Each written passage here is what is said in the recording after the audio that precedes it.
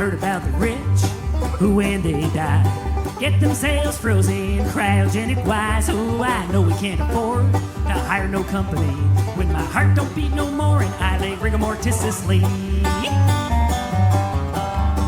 But we got that freezer up on top of our fridge. Can't squeeze in my whole body, baby. I'm just way too big. How I wish we had afforded that fancy Frigidaire. So you just have to chop off my legs, my dear. Yeah. When I'm dead, put my head in the freezer, right beside the corn and the peas.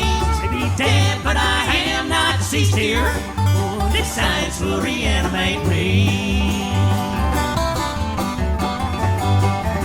Oh, I know, baby, you're up for the task. You wrap me up with more than just string of plastic wrap using Tupperware, cause you care and out of concern that I come back to life with a case of freezer burn. When I'm dead, put my head in the freezer, right beside the corn and the peas. Maybe dead, but I am not deceased here. Oh, one day science will reanimate me. Oh, when I thought, oh, my new body's 6 feet tall or more. And if you can't find a man in time, get a horse, I might make a nice and tall.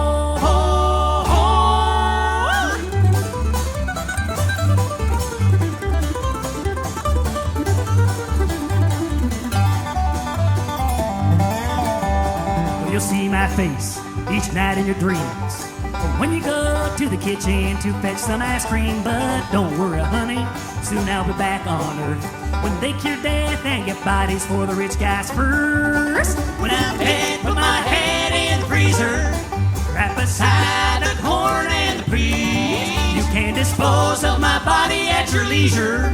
You know I don't think that it ever suited me.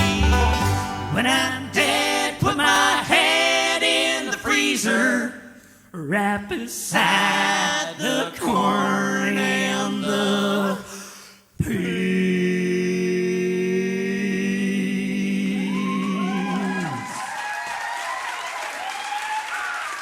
Thank you very much. Thank you very much. Al Cross on the drums. Al Cross. Fantastic.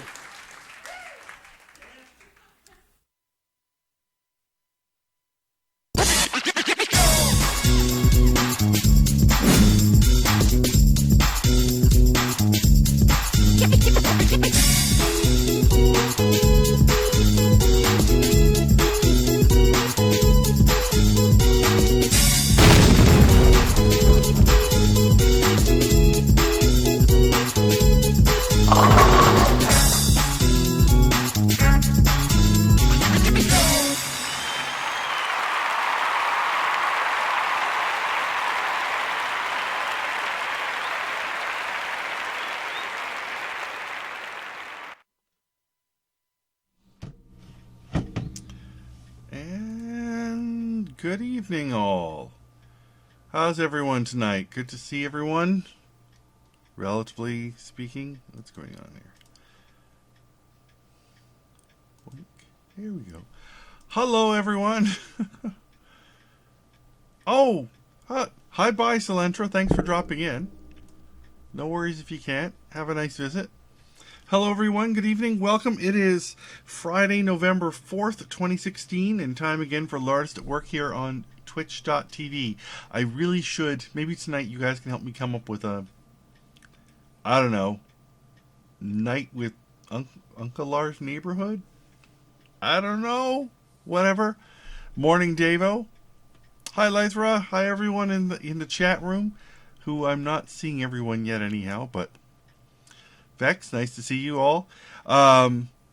Programming note before Silentra disappears. I will not be here the next 2 weeks. Next weekend is Rhode Island Comic Con, and we are actually having a meetup the Thursday night. The details are on the blog, at least I could do. We're having a proper meetup. We know some people in Rhode Island who have or who work in a brewery that have events and stuff. So we're going to go hang out there Thursday evening. I hope you can make it. There's going to be us hanging out. I don't know. Sledge, I'm very happy it got there safely. Thank you. I hope everyone has had a good Halloween and is over their candy hangovers. We had 6 kids show up to the door, so we are still eating Halloween candy. And we've been making a good effort at it. So I hope you're not quite in our situation. That's understandable, Michael. Yeah. But I didn't realize that we were doing... I know that we had been talking to Nate, who's at this brewery, and I can't remember the name of it. I'm sorry. When he found out we were going to Rhode Island, he's someone we've known for a few years. And he's like, you got to come out. This is something we do. And then suddenly I read on the blog, it's a proper meetup. It may be nobody. I don't know. We'll find out.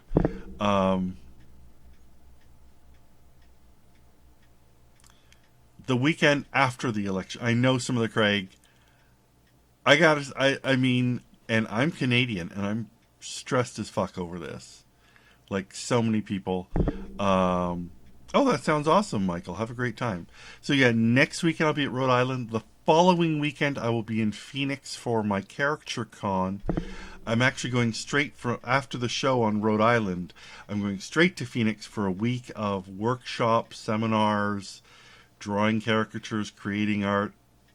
Hopefully I'll have my buffer done so that because I've been to the Caricature Con when I have no buffer, and I spend the entire week working, and it's very frustrating. But God willing, I have the buffer taken care of. Summer's been great about writing a storm for me this week. So I got a marathon this weekend and try and get a bunch of the heavy lifting done. I'm actually just finishing up some beginnings tonight, so I'll be starting the show with that. By the way, that's how off I am. I need my own little teleprompter script. If you're out there in Twitch land wondering what's going on, this is a creative stream, not a playthrough. I am Lartist Souza. I am part of the team who makes Least I Could Do, the webcomic at leasticoulddO.com 7 days a week, and looking for group at lfg.co, 5 days of content there. This is where I normally am every Friday night when I'm not otherwise traveling or stressed out. So, yeah, no buffer. Some of the Craig, see, that's just... we really should have started like last week on the buffer, but we were all so exhausted post-Germany. There was a lot of catching up and stuff to do with the office. And suddenly I realized this week, it's like, holy crap. Not only do we have Rhode Island, but I'm going away for a week right after that. So I'm gone for 10 days. So the next 2 weeks, I will be not here. And after that, well, at least now you know, Raven's Eye Order, you can go find somebody who can play. Yeah. So yeah, that's been kind of the stress. And I just, you know what? It's just been kind of busy. So yeah, I don't even get twitchy when I draw. I don't know what you mean by that necessarily. Is that a pun on Twitch? Let Somer do stick figure comics? Why do you hate us, Cybercat? Why would you do that to us? That doesn't need to happen ever. Let's not be crazy, okay? Not be crazy. So I gotta, work ahead this weekend.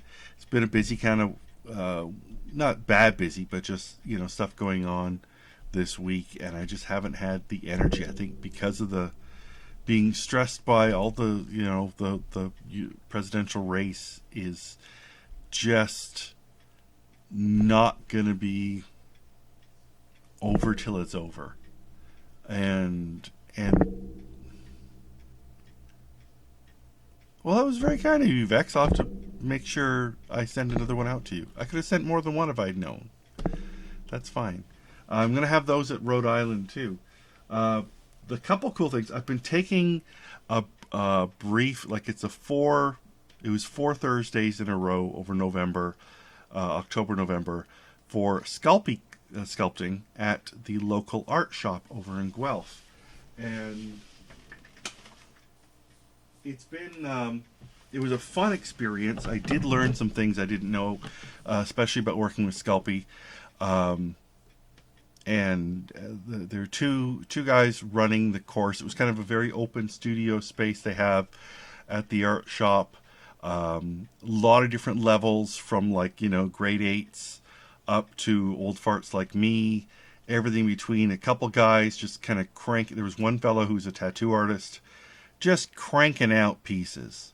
One of the instructors enjoys doing kind of random monster things, a lot of cool textures and wrinkled skins and multiple eyes. The other guy liked working very small, and he was sort of, they would just sort of casually work if there was time. There was a young girl, probably again sort of grade 8, working on a horse that I'm disappointed she didn't finish, because my God, this thing was turning out beautifully. She had a book of horses. Apparently she rides, or her family owns a horse or something. Just fantastic anatomy. Just fantastic. I got to I actually missed a class, the very first one, because we were in Germany. So I made this Spock Smurf. I didn't really have a project in mind when I started. I thought I might want to do a caricature of something, but I didn't want to do Trump, and I didn't know what I wanted to be left with. And I remembered this old cartoon I had done of Spock as a Smurf, and I thought, this has got some good challengey bits. It's got a bit of a likeness, not a great likeness, but it's a start. The finer things like the ears, the arm up in the way, the appendages. I thought this has got a lot of areas of learning for me, shall I say. The biggest thing I learned was just sort of how much more to put into the armature and the tin foil below it. It's an actually very thin amount of Sculpey on there. And then very quickly last night, as a secondary project, I did a koala dolphin.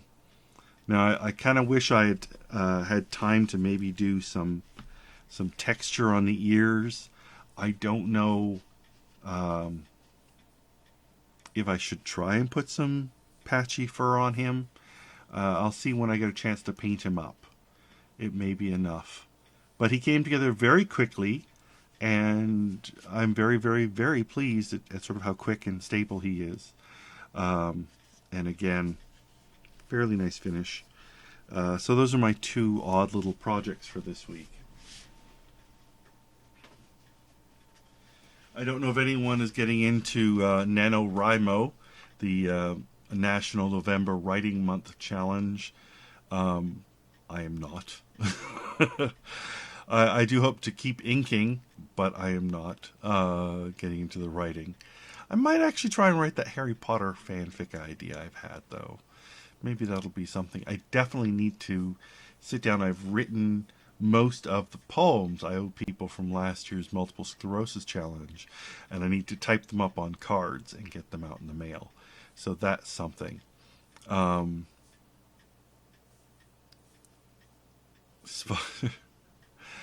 Logic is tiny bird tweeting. Logic is pretty flower that smells bad. Those are my favorites. So yeah, those fun things, but again, it sort of took up time, and I went to a really cool men's barber shop that I heard about a month ago that specializes in, they just do men's cuts, they do beards, they do men's cuts. They have half of the shop is cigars, pipes, bandy stuff. And then they had like an open area probably for people to smoke, and then they had this the barber shop in the back with antique barber shops, antique chairs and hot towels and hair products and all the rest of that kind of stuff. All of it this beautiful cedar wood, and so it had that combination of that spicy wood smell and that spicy tobacco smell, or wood stovey kind of smells. really, really a nice environment. Nice looking crew people. They were very busy. You go by appointment. They can do walk-ins, but you're chancing it. So I made an appointment for the full hot towel stuff. See you later, Lythra. And it was decadent. Don't think I'd make the full treatment habit, but they did a nice... It's the first time I've let somebody else touch my beard that I felt safe on. They just trimmed up the beard a little bit, did the haircut nicely, did the hot towels. It was lovely, lovely. Time I shouldn't have spent, but hey. Hey, Dear Girth, nice to see you. So, aside from...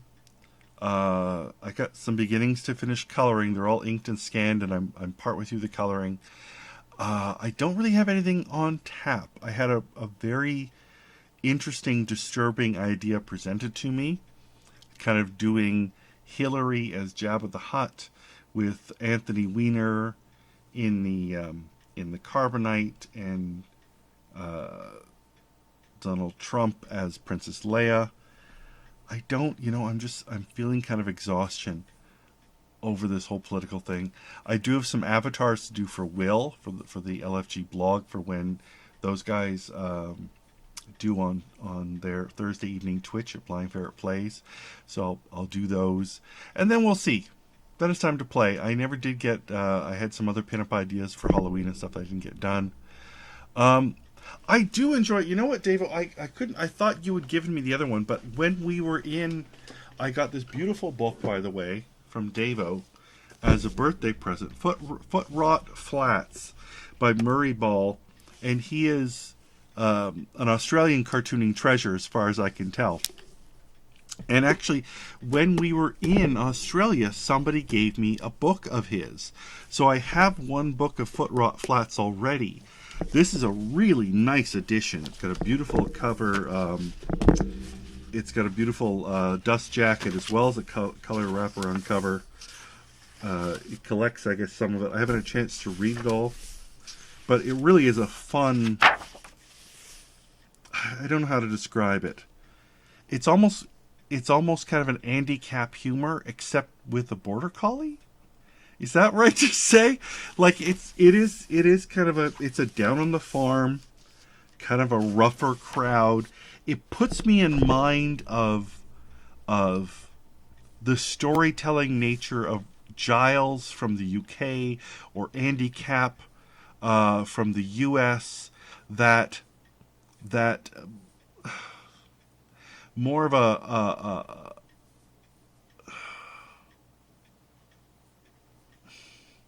working class kind of humor, you know? Whereas Giles is set with the extended family in a crowded flat, and Andy Cap is the older couple, and he's always down at the pub. You know, Foot Rot Flats, they're in this little town, and they're dealing on the farm, and they've got bikers. There's a bug. What? And you've got this border collie who's kind of, you know, one of the main characters. It's just a wonderful, I don't want to say regional, but like a country's essential humor, you know? Like a central thing. Some things are just, you know, some things are funny, but the way they're kind of through the lens of the different characters. And, did I get it? Why is there a tiny little bug? Why is there a tiny little bug in November? Anyhow, and it's a very fun style. You're absolutely right. Davo told me, you know, he knows how much I love my inking, and it is a very nice style. It is fun designs of Dog and his family, and anyways, I'm going to enjoy this very much. His name is Dog. That's what it is. Evening, Drizzle. Drizzle. Dr. Azizel. Doesn't want his knife name. Oh, kind of like Spike. Anyhow. So, if you've got things to inspire me, feel free to get onto them. We're time to hang out. I got my moose milk. Honestly, I woke up this morning thinking, I don't know. I can't remember what political headline I saw this morning and just thought, I wonder if I should start drinking the whiskey now at 9 a.m., you know? If I thought it would do any good. Anyways, spoiler alert. I'm working... Oh, see, that one's off. Let's remove that. Something was up. It took a while to start. The webcam wasn't behaving. But if I just restart it, it's fine. So let's do that. Let's do that. Plink. There we go.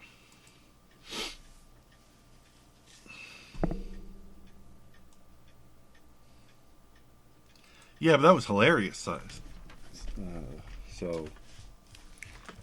Although I don't need to be staying up late for it. Hi, Kyle. Go away.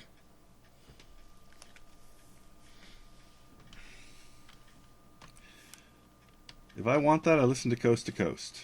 And I do sometimes listen to Coast to Coast. I've not been able to listen to anything for a while, though, because their political conspiracy stuff gets me. Even my Toronto guy, Richard Serrett, who I really generally do enjoy, has been getting a little too into the Kool-Aid mix, as it were. And, oh, thank you, Kyle. The color's almost done, you know, and there's still a little bit there. There's still a bit there. And I bought this purple. I bought some Manic Panic, which I tried Manic Panic once, it didn't work. But I thought it was on sale. This is amplified. It's got like electric type. And I might be putting this in this weekend just to see. Just to bring the purple back. Just because I like it. I was going to do it for Halloween. That was going to be my excuse. And my excuse really is just, I kind of want the purple back. So, I was tempted to put it on for the show, because the show's about 4 hours long, and I need to have it on for about 4 hours. And I'm wondering if that's why it didn't work last time. But I'm not going to bleach.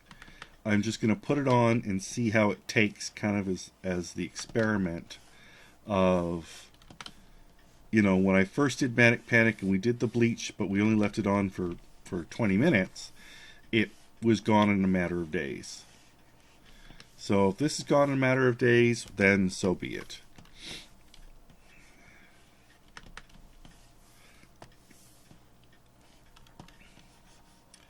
But hopefully it'll stick for at least a couple weeks. I don't mind it being gone before Christmas.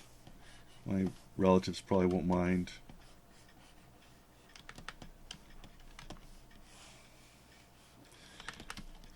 I've gotten to the point of enjoying the colored hair so much, though, that I could make it a habit, except it is also very much, you know, for the charity. It's the thing I do for MS. So if I'm not doing it for MS, I have to do something else for MS. And it's nice to be able to say, hey, I've dyed my hair for this charity. You should go donate. And I'll put more colors in my hair.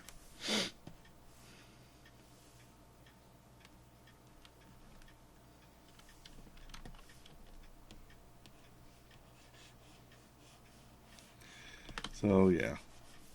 Let's call this one an experiment to see how well it does. Because frankly, if it lasts well enough without bleaching, bleaching's the horrible part. You know, bleaching is this really stinks and it hurts, and you know it's the hard part.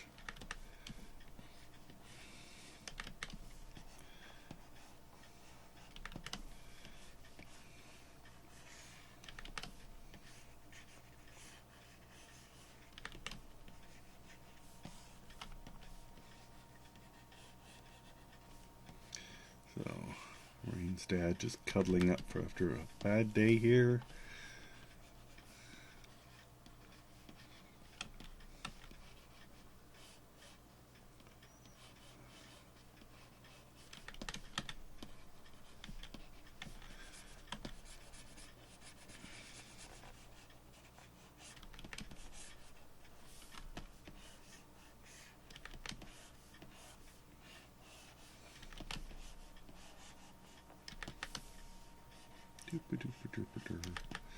Yeah, so I've been wanting for a while now also to do a pin-up of Witchy Poo.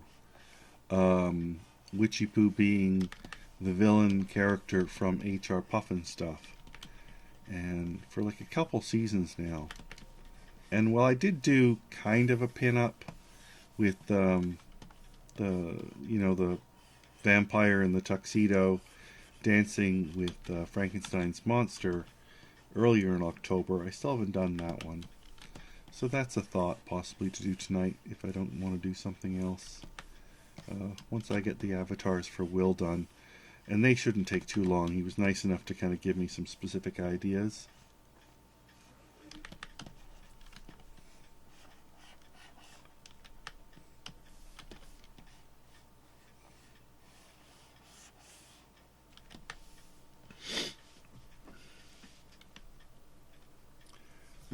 Hi, Lori.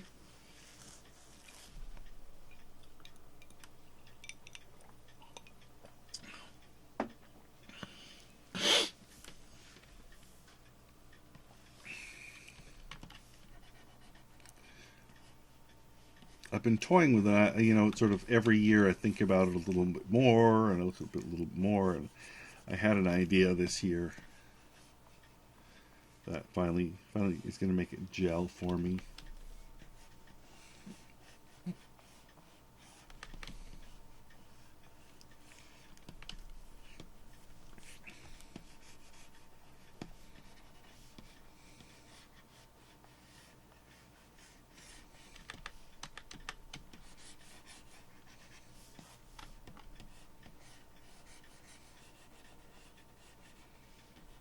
One of the things I learned, if you're at all interested in Sculpey, that really surprised me was, I don't know if you've ever seen them Sculpey artists using a pasta machine to roll out the Sculpey. And I always thought there's just, well, Raven's Eye order. You don't need a tablet, pen, or Photoshop. You need pencil and a paper, right? Or marker, or a ballpoint pen, or crow quill and a bottle of ink.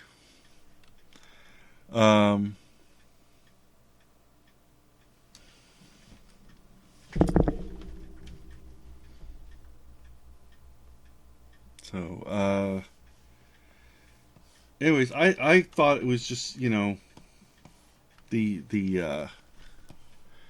the pasta machine was really just kind of you just want to roll it out. I didn't realize, Devog, exactly.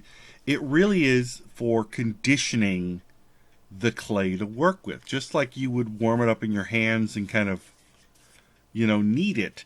I never really kneaded. I just ripped off what I needed and sort of got it to the shape and pressed it into place.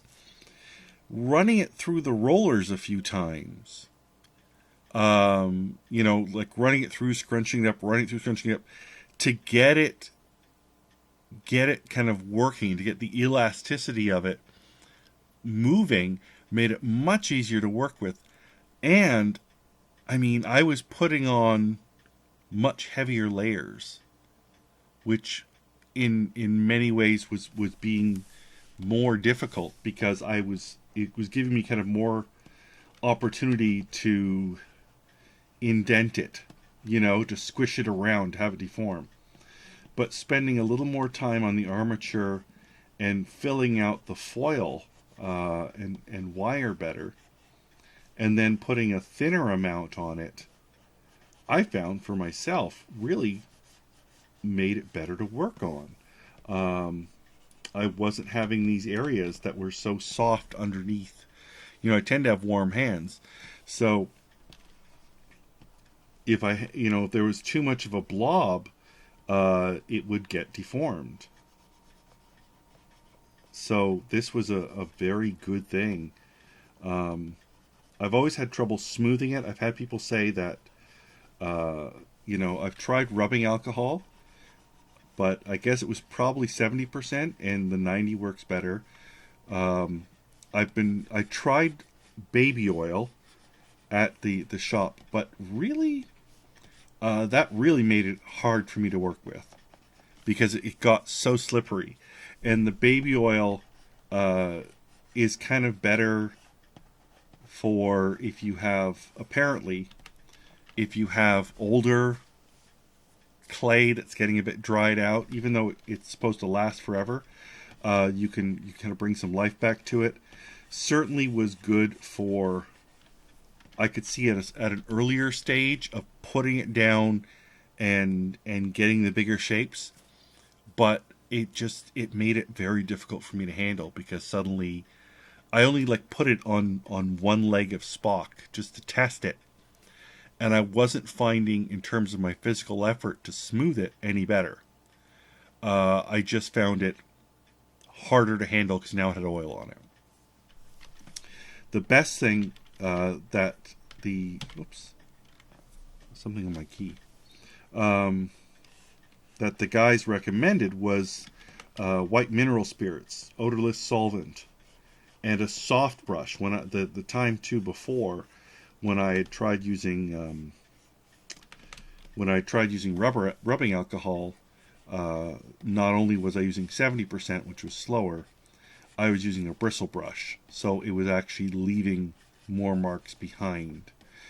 And I was using too much, which I guess the thing with the spirits or with the alcohol is it kind of wet sands the top. It kind of makes a bit of a mud, or it dissolves just a little bit so you can smooth it. And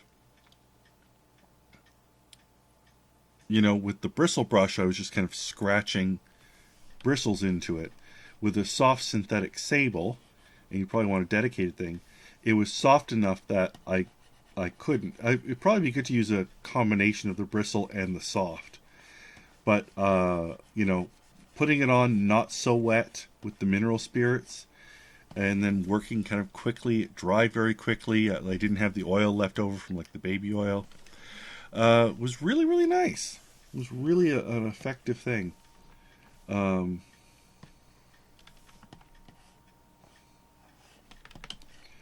So it was nice to get a better finish, and I could have easily spent way more time finicking with that Spock, but I wanted to get him in the oven, being the last class, and I didn't want to have to take him home to bake him because I knew I didn't bring a box or anything to carry him in. He would just get wrecked. He'd wind up getting all smucked, and I'd come home and continue finicking with him, and then maybe never get him done. So I considered him a learning exercise, my little Vulcan Smurf man. And I think it was a testament to how much I learned even in that short time of, just four weeks of workshops. And I missed the first one, and I missed half of another one, that I was able to learn enough to be able to do the koala dolphin fairly quickly. He was done in about 2 hours.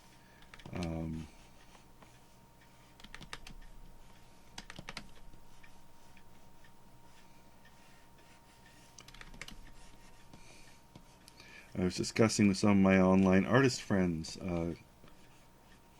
The fellow I took an epoxy sculpt course with, where we used a product called Epoxy Sculpt, APOXIE. It's a 2-part sculpt, and worked on these Funkos. Just to show you, so I've got a Kale Funko here that has not been painted, and a Richard Funko that is complete. And this is just modeled over a blank Funko that you can get.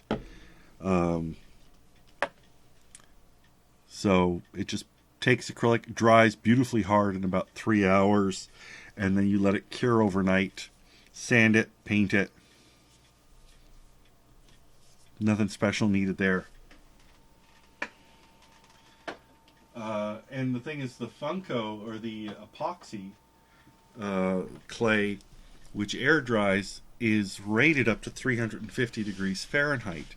So using it as a combination to maybe do some detail pieces, things that perhaps are too delicate to transport to bake.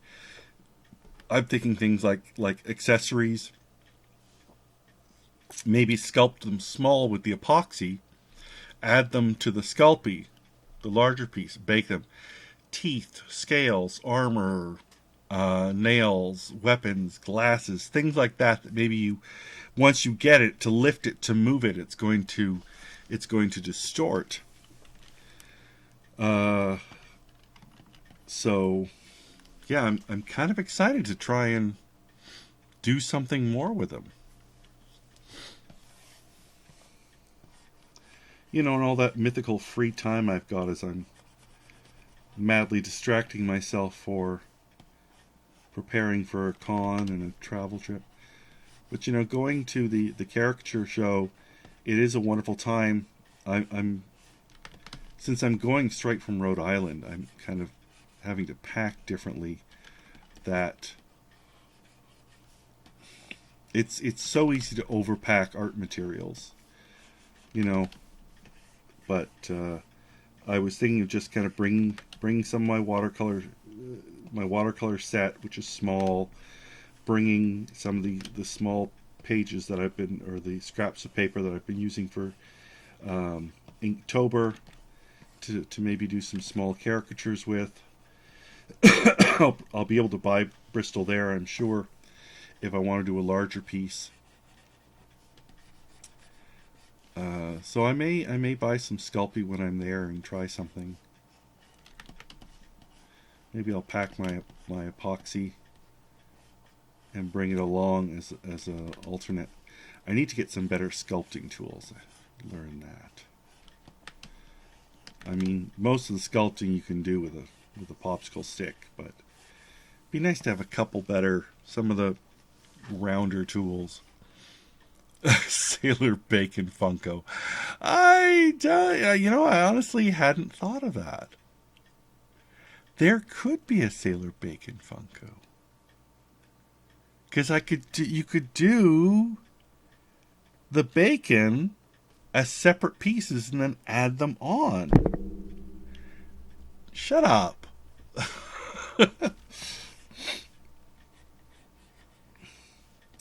Let me finish Kale. I haven't even finished Kale yet. Jeez.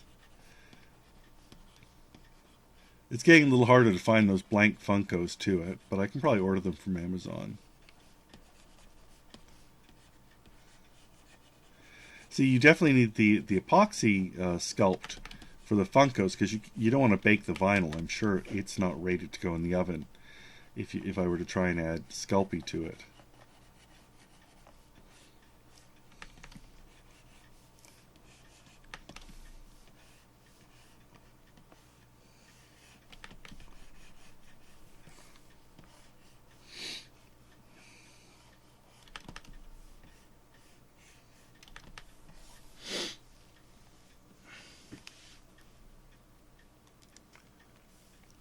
Oh, hush, Shifu. I can only see myself making one.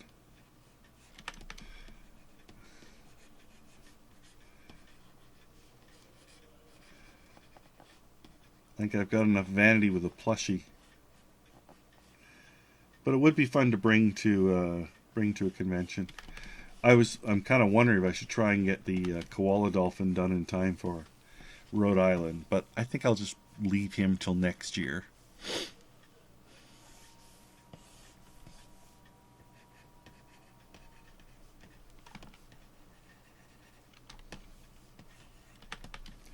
Maybe I can run him by Costello and see if Costello can get us some koala dolphins.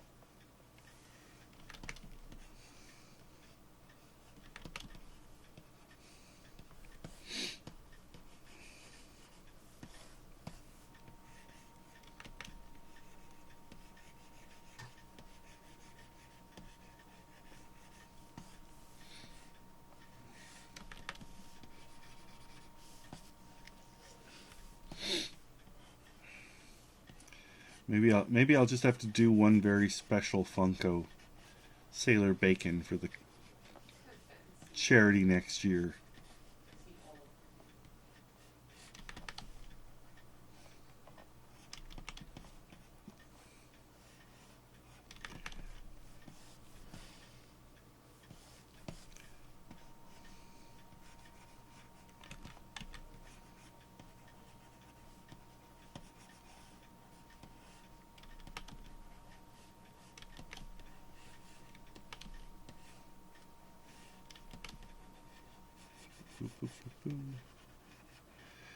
But I do enjoy sculpting. Don't get a chance to do it enough.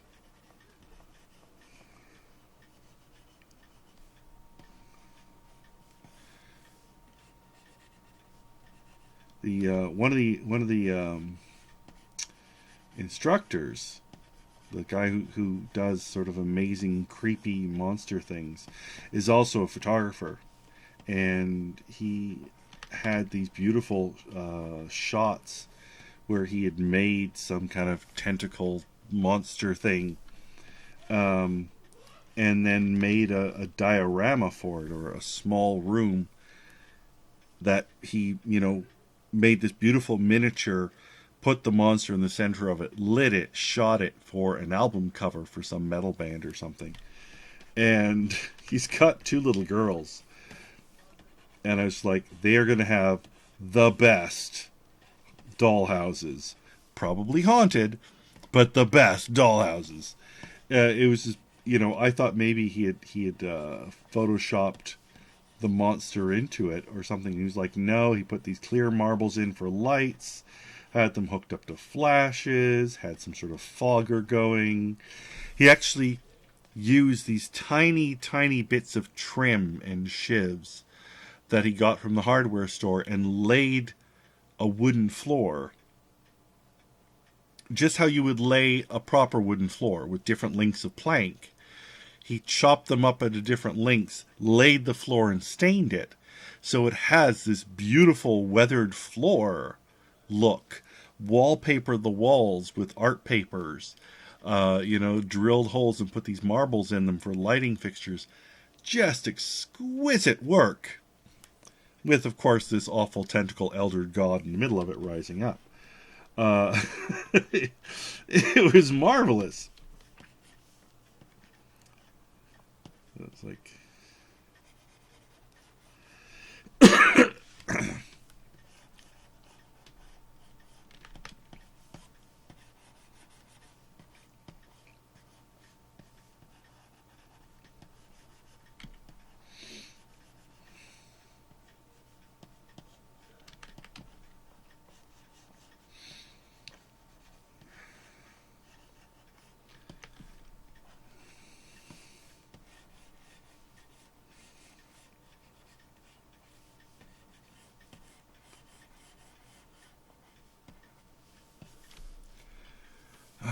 Okay. Pink alert.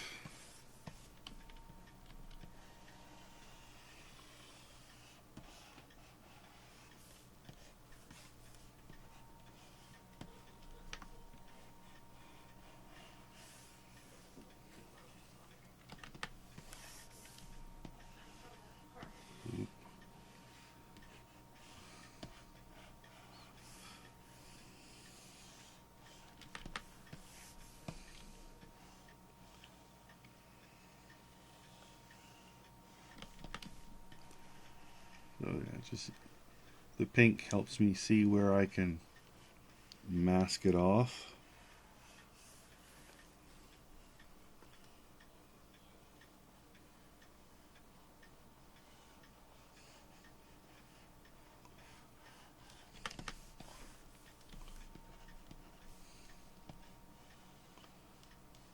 And then I like to roughen the background with a different brush.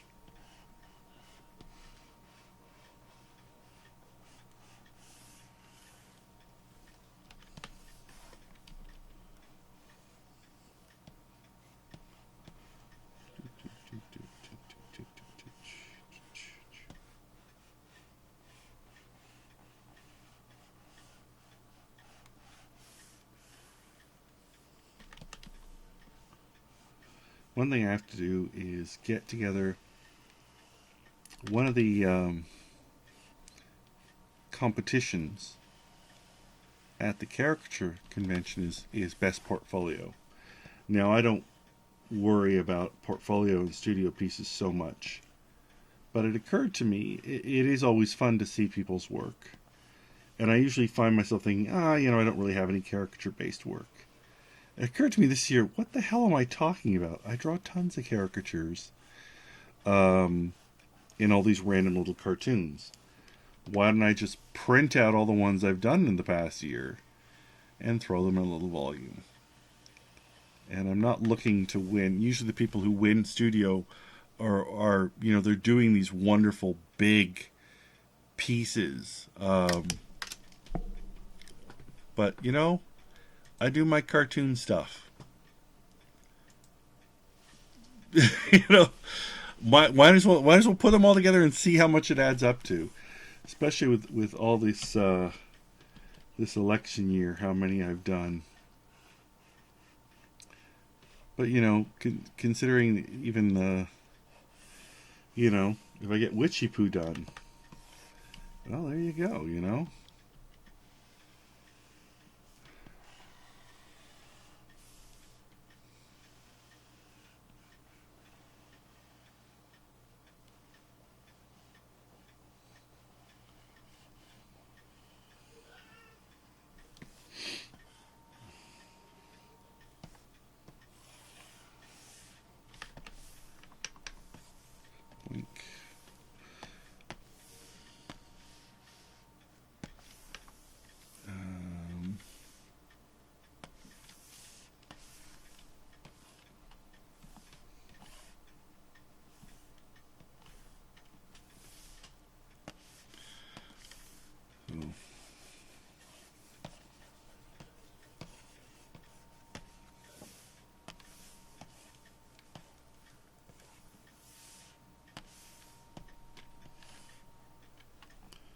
Since the background is really not central here,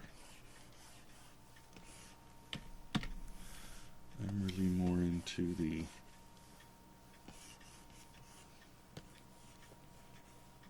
texture, a little bit of contrasting color, just a little bit.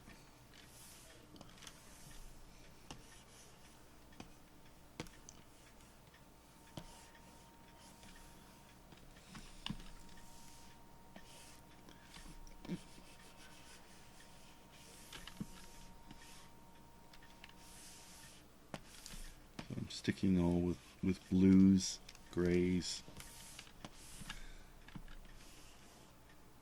except for here.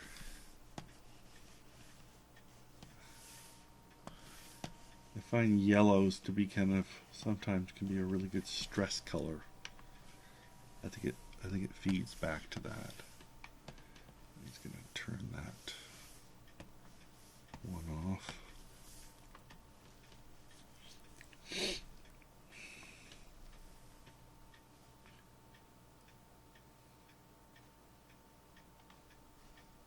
Okay, and get this one done.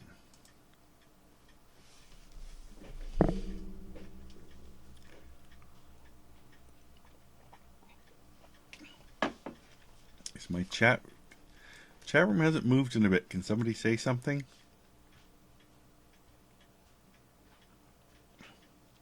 Says I'm still connected.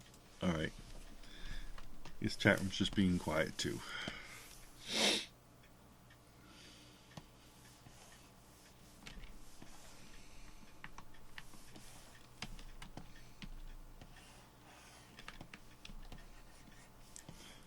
Thank you, somethings.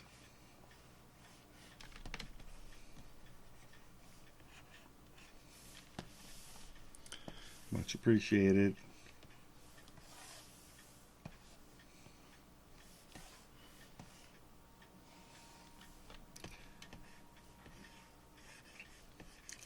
I still have a problem with Darkseid. Mostly because I spent my life thinking his name was Darkseid. And I kind of like Darkseid better. Because Darkseid is just so on the nose.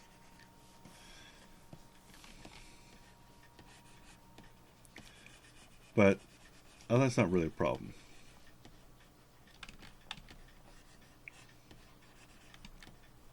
I guess that's just a preference. Oh, Skull Kick is just so fun. Oh, I didn't catch the Family Guy joke, my bad. I have not actually watched Family Guy in a number of years.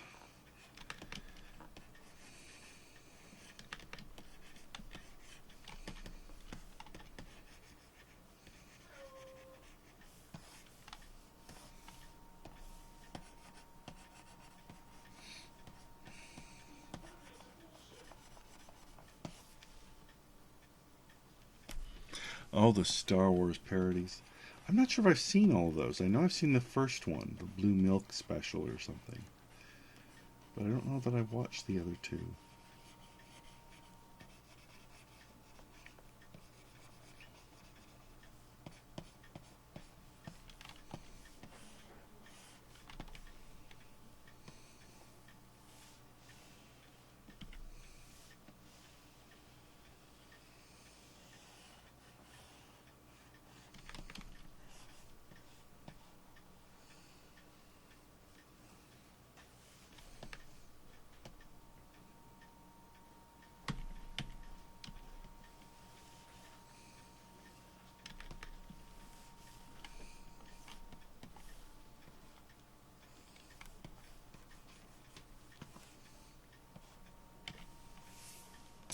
Add a couple lines here.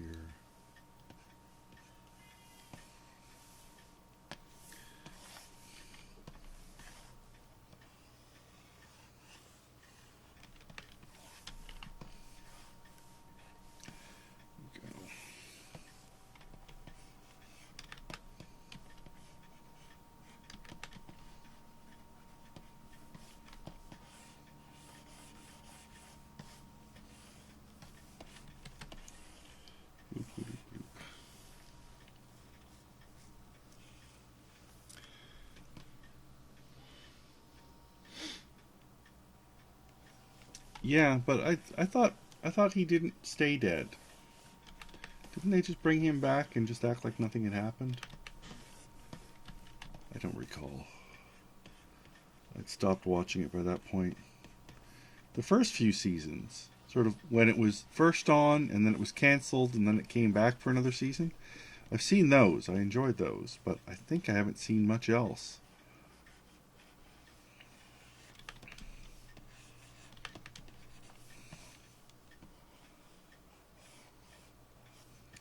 Never seen Phineas and Ferb. I know of it, of course, but...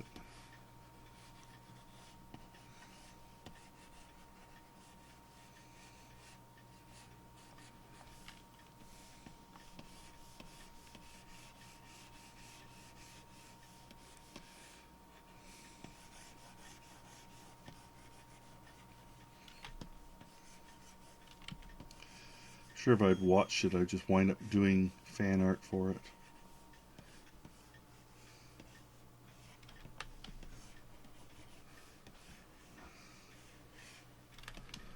Things need to be over so I can start doing fan art for Steven Universe for Christy.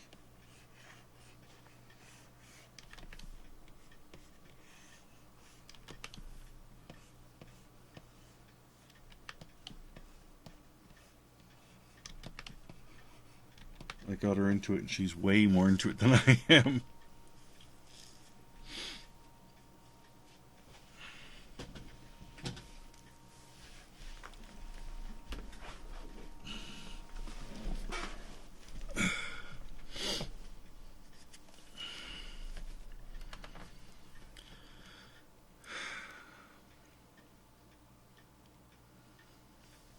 Oh, that's cool. I didn't realize it had so much music to it.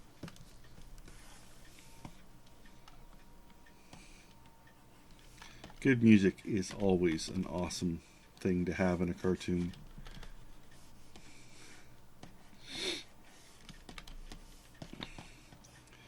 It's always extra amazing. I mean, it's hard enough, I'm sure, to voice act, but then to sing as well in character is just beautiful.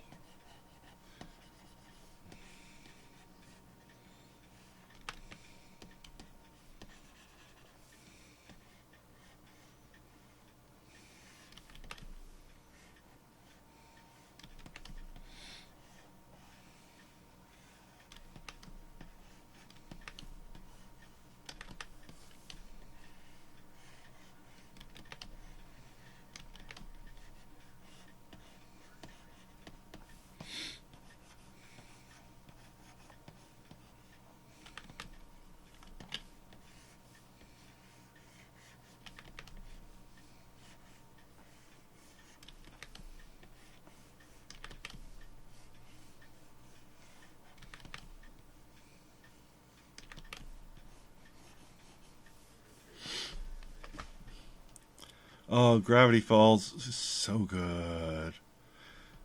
Hey, Will. Yep, got my hair cut this week.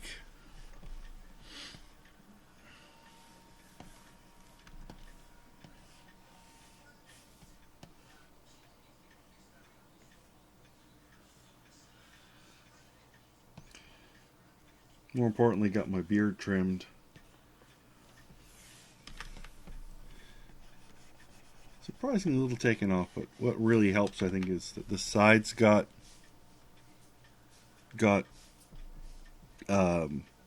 trimmed as well.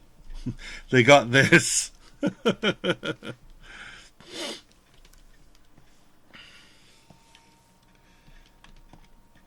so I'm all pretty for Rhode Island. It was one of these things, like, knowing that I'm going away right after Rhode Island. It's like I will be super shaggy by the time I come back if I don't get a haircut now.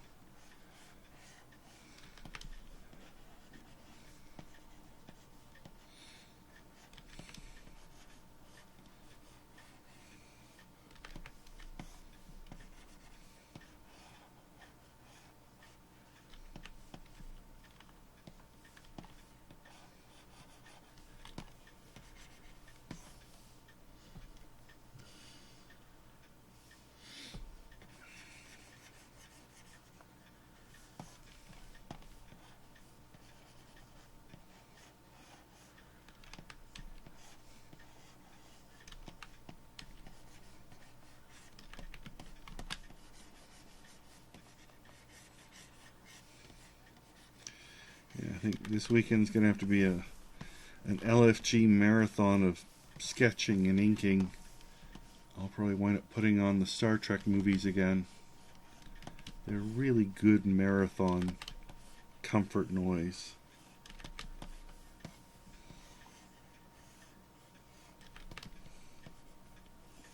Even though I did just get to the mall recently for Germany.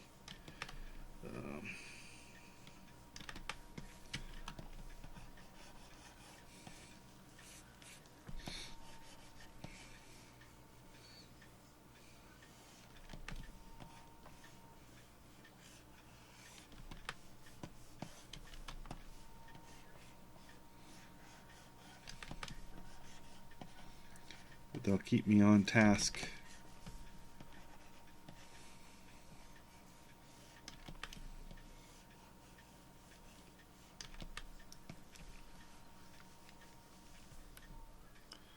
A mustache? No, I'm not. I do the mustache every so often. That's mostly out of like laziness of not shaving for a month.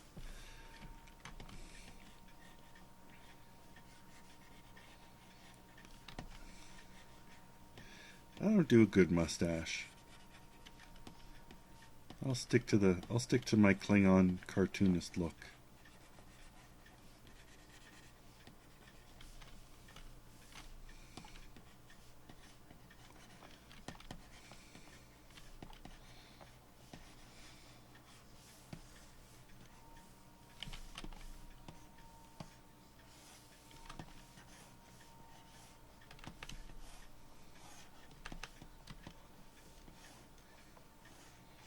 Maybe I'll finally catch up on my night veils tomorrow. Got a lot of those. I don't know why I fell off Night Vale. Well, I know why I fell. It's several weeks of travel throws you off all your podcasts. And hopping back on can get difficult. Thankfully, they've been on hiatus while they were touring, so I don't think I'm too far behind.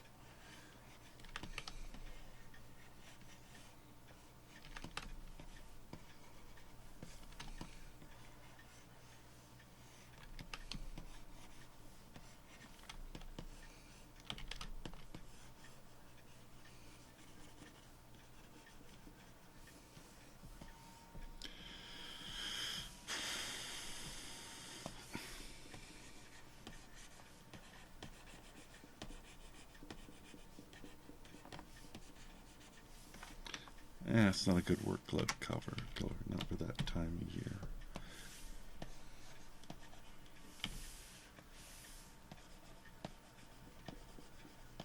Yeah, it's a work glove color.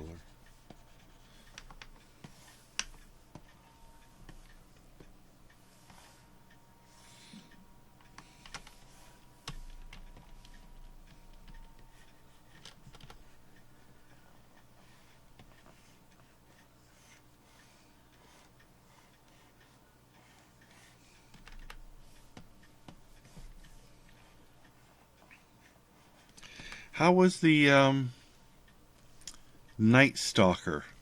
No. That's on Netflix, right? I think I've seen it there.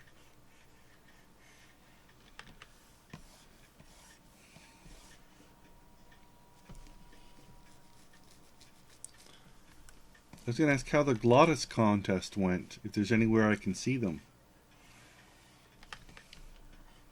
I'd love to see what got submitted. And I'm hoping you got the one I did for you by now, too.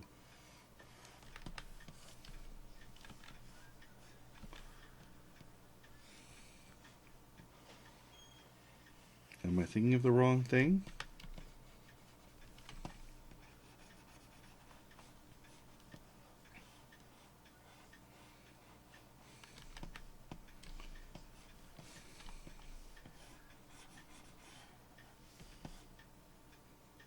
Oh, Kolchak!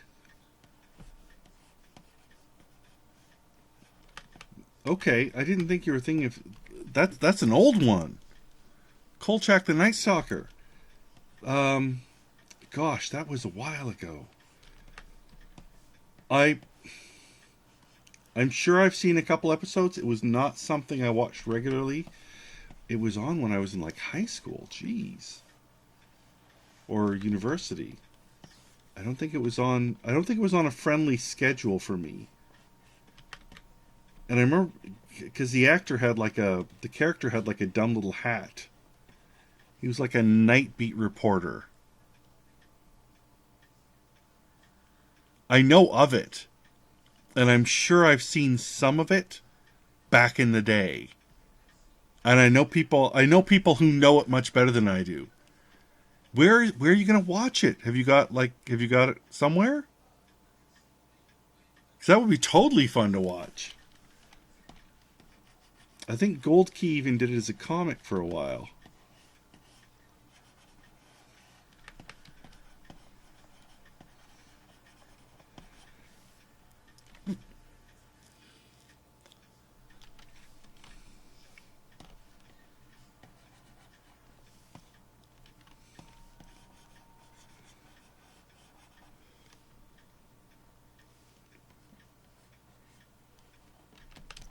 Did you pick it up at a con? Is it on Netflix or is it on YouTube?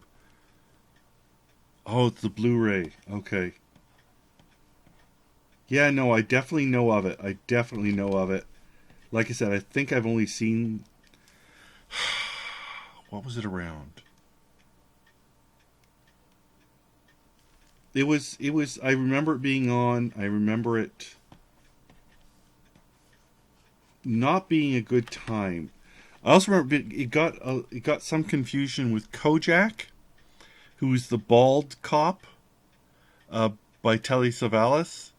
So Kolchak, the Night Stalker, and Kojak, which was this, like I said, bald Greek super cop guy, detective, and he was always sucking on lollipops because he was trying to quit smoking. So it was this weird juxtaposition of the time. The names were too close. It was just like, what are you watching? What? This doesn't sound like Kojak. Oh, no, it's not Kojak. It's whatever. So, yeah. Oh, okay. That's one I got to remember to pick up someday. I was bad. We went to the mall. So, last week... there's a Halloween superstore in the Guelph Mall, and Christy's already looking for props for her play this year. It's a play she's done before. It's a pirate play, so she thought, great, we're going to hit the Spirit store November 1st. Everything's half off or better. She can get some pirate hats and some pirate swords and whatever else. Got a bunch of stuff there, but the Guelph Mall has this great great video store in it. DVDs, Blu-rays, a lot of hard to find stuff. A lot of classic films. It was one of the few places to get anime conveniently, or animated films, old television series, things like that. So they would have it. And I picked up, we went by and we got some BBC stuff. The new Ghostbusters, the new Star Trek are out. I got a Jack the Giant Killer from the 1950s, which is a Harryhausen thing.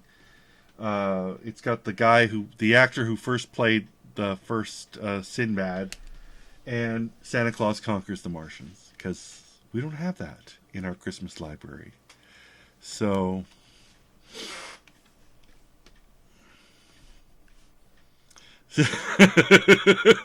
Vin Diesel as Kojak. Oh God, that would be amazing. Hey B, good to see you, Penny Century.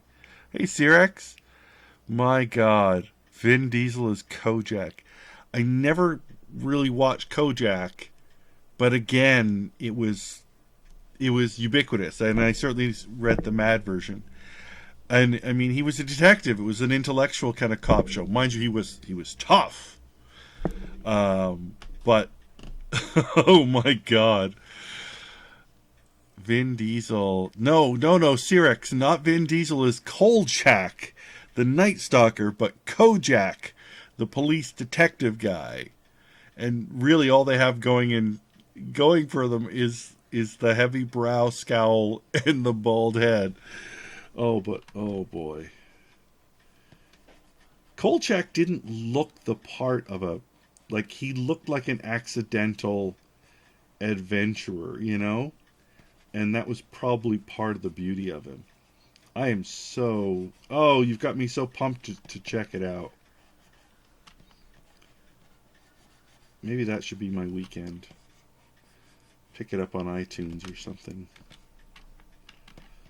But yeah, picking up more DVDs when I still have DVDs.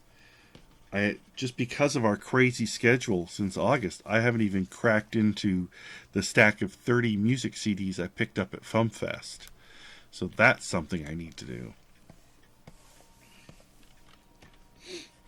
Christy was just sort of titching me. I mean, she knew I was limiting myself, but even so, at the video store, buying more DVDs that we don't need in the house.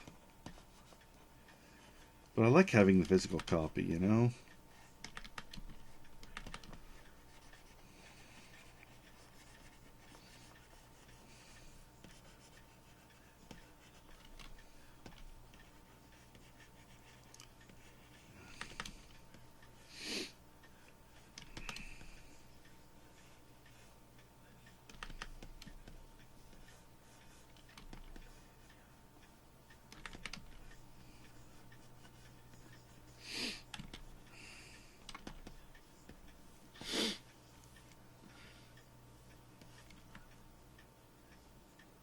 See you later, Will. Thanks for dropping in.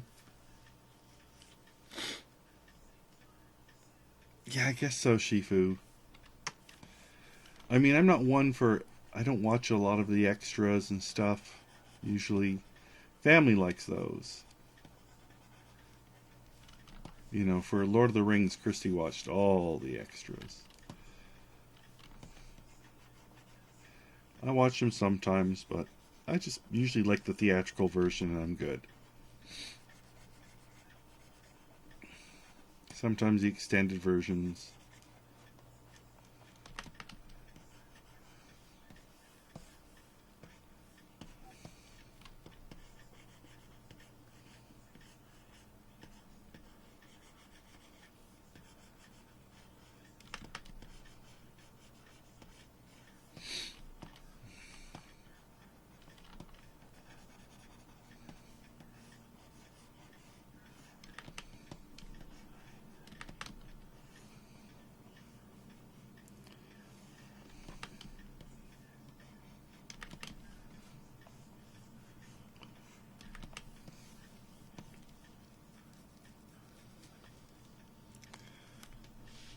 Yeah, I do watch for the animated stuff. I've watched more of those things, I will admit.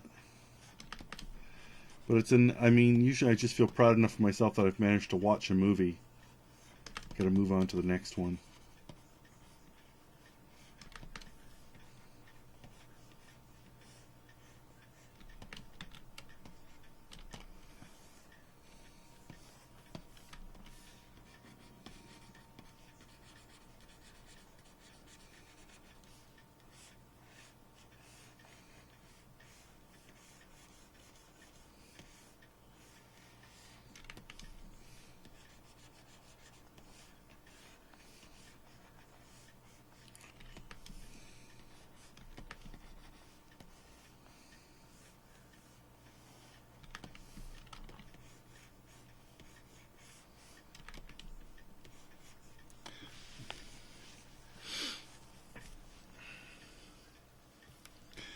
Oh yeah. See, yeah, when you find something like that, Devog, there's a place called Beat Goes On uh, in the next town, and whenever we're near it, I always walk out with a fistful. They started primarily as a music shop for CDs, and it was great because you go in there, you'd find soundtracks, you'd find incidental music, you'd find all kinds of albums, new and old. And then they branched into games when the console games and DVDs, and they're a franchise, so they can get you in stuff from their other stores around Ontario too, if it's in their library. And it's a little heartbreaking at times when you kind of like, oh, it's end of April because it's a university town. We got to go and see people clearing out their stuff. And I found some real treasures. There's obviously there's been a few times when it's like there's a student, there's somebody who's big into kind of the same stuff I'm into, and they're, I got my Godzilla collection from there, and oh look, it's an old Hollywood whatever, and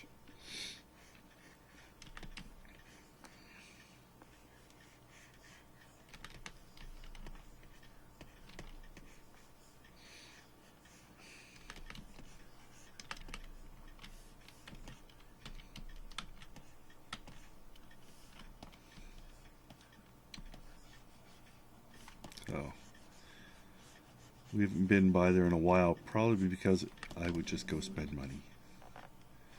But when you're getting something for $5 instead of 20, it's really cool. Invite the whole family in Salentra. Let me just talk inappropriately to all of them.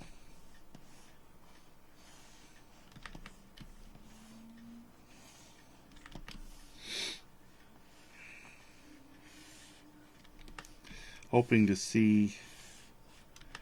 I've made a date with a friend to go see Doctor Strange on Tuesday.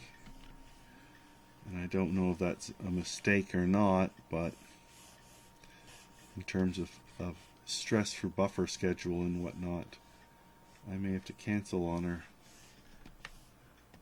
But at the same time, part of me's like, that's good. I won't be around to listen to election results coming in.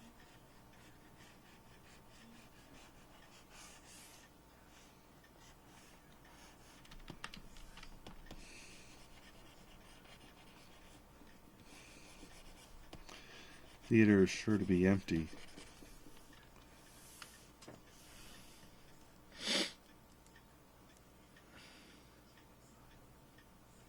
Oh, awesome.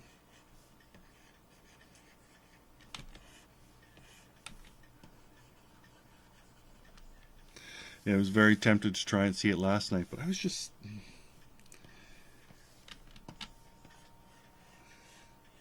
too tired for a midnight show. And like I said, I have a date with a friend, so Chrissy hasn't decided if she's joining us yet or not. Probably not, just because of the late hour. We might wind up going, but we'll see.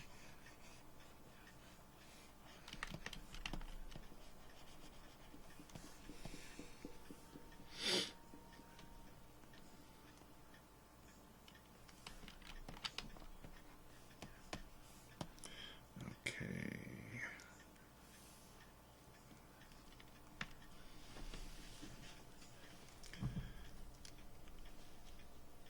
Oh my gosh, moonshine. Dangerous stuff.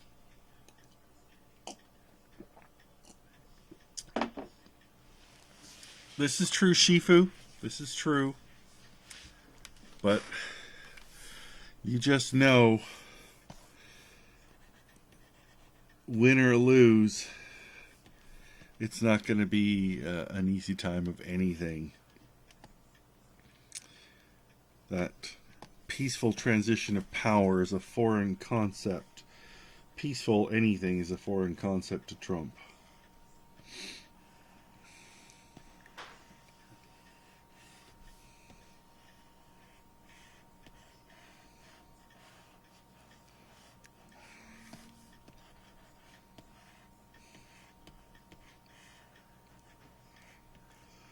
I mean, frankly, I'm surprised you can run for the highest office of the land with so many pending legal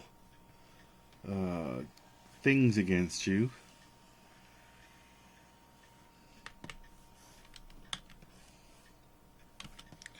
But I should stop talking. Hi, old stunt guy.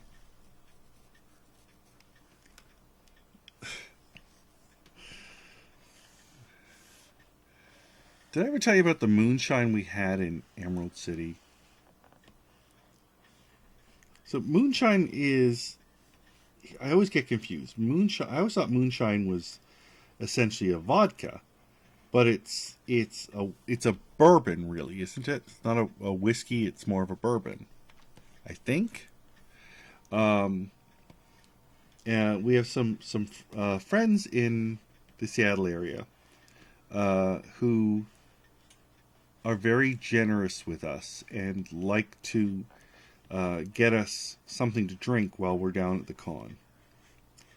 And one year we asked, Will and I asked that they bring us some chocolate wine. We discovered chocolate wine, and it's essentially a light Baileys. It's a wine base, but it tastes like a light Baileys.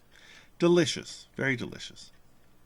And so they got us a bottle of chocolate wine, and they saw this mason jar of cherry moonshine. Well, that sounds amazing. Cherries and chocolate wine, like cherry booze and chocolate booze. That just sounds like a great combination. Oh my! It was so harsh. It was so harsh. And they had some with us, and they were just like, oh my God, we're sorry. But, at the same time, it was very nice of them to bring it, and we didn't like the thought of wasting it. And especially because, the chocolate wine was fairly 3D Wannabe. Okay. There's a gallon. Oh, did he is it from his still? Did he brew it?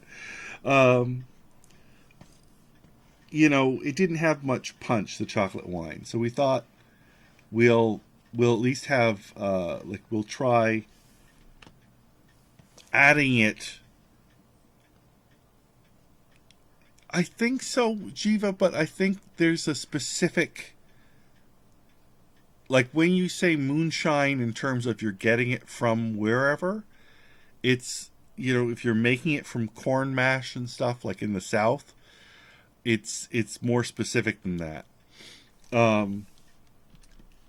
I could very well be wrong. But we thought we would try adding a little bit of the moonshine to the chocolate wine to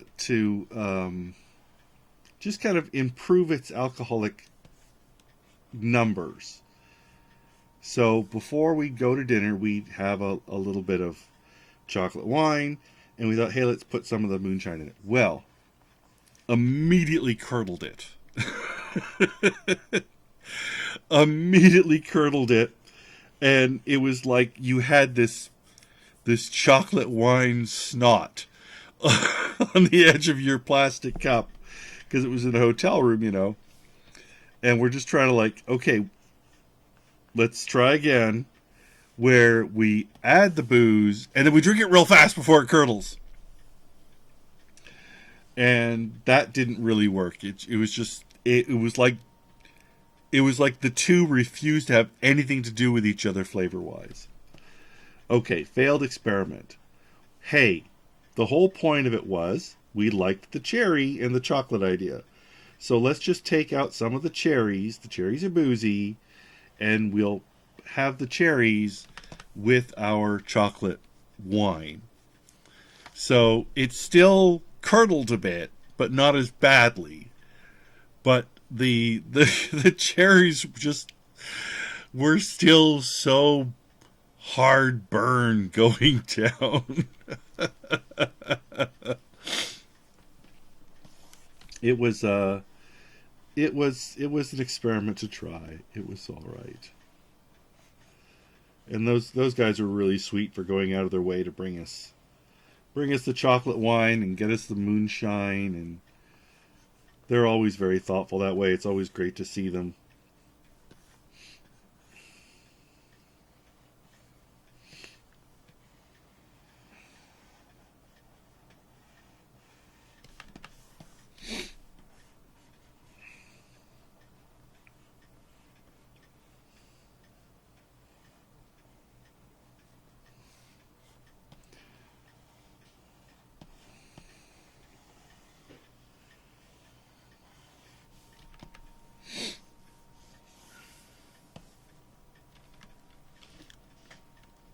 It was, I mean, I should look that up. What is moonshine versus, say,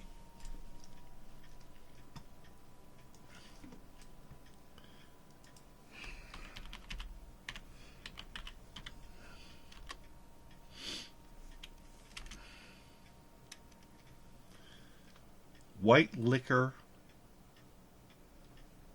high proof distilled spirits, often but not always produced illicitly.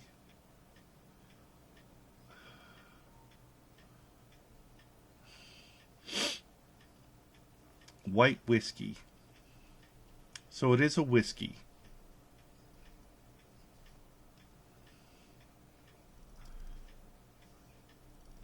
But yeah, it's the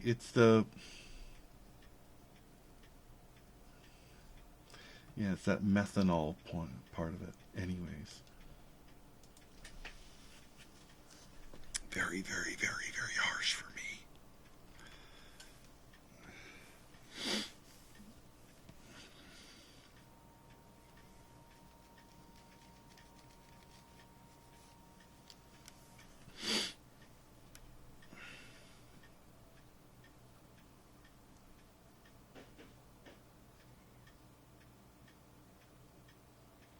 Where on earth are you heading, Cyrex? Plenty of bears, huh? You're heading for the hills.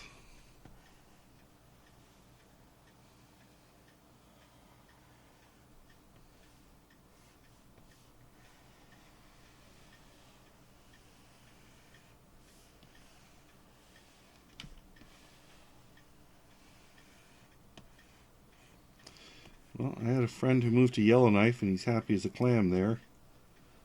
And there's internet.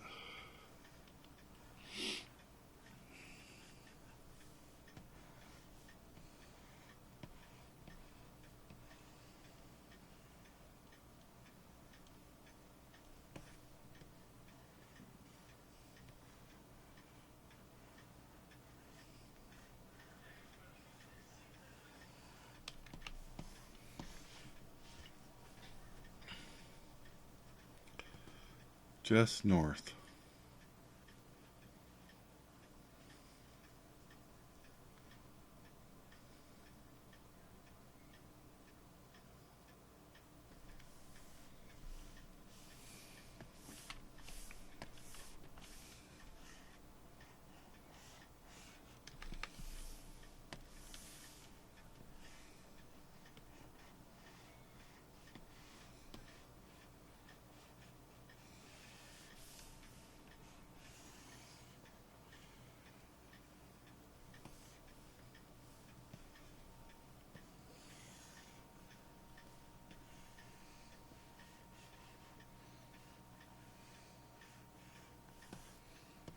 Well, I've known people from Thunder Bay and Kenora when I was in college,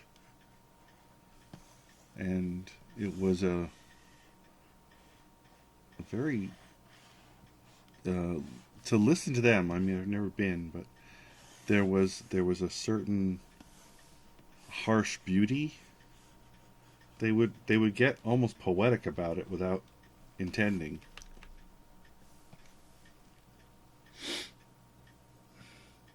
I saw that old stunt guy. I thought it was hilarious.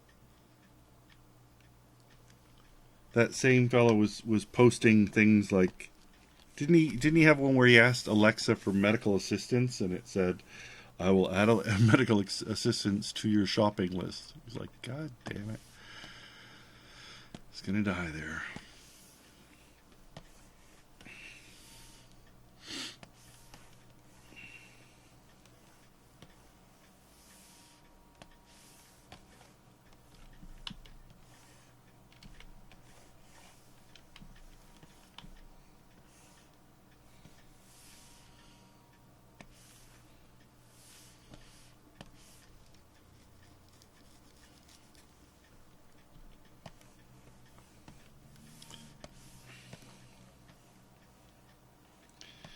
Rich Stevens was posting these Amazon buttons the other day, and I had to look up what they were. Essentially, they are a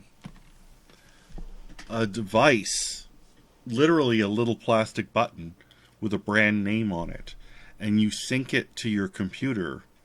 And so, if you need more laundry detergent, you press the Tide button or whatever brand name you've bought, and it will automatically reorder for you. It will automatically put in an order for you. So you can do it for all of your, basic consumable needs. Your dry goods, your detergents, your soaps, your shampoos, your, whatever you might order from Amazon on a fairly regular basis. Need more toilet paper? Put the little button right there, so when you take the last roll, you push the button and it automatically orders your toilet paper. You're doing the laundry, you use your last laundry pod, you press the button, it orders your laundry refills for you. Yeah, do you get insulin through Amazon?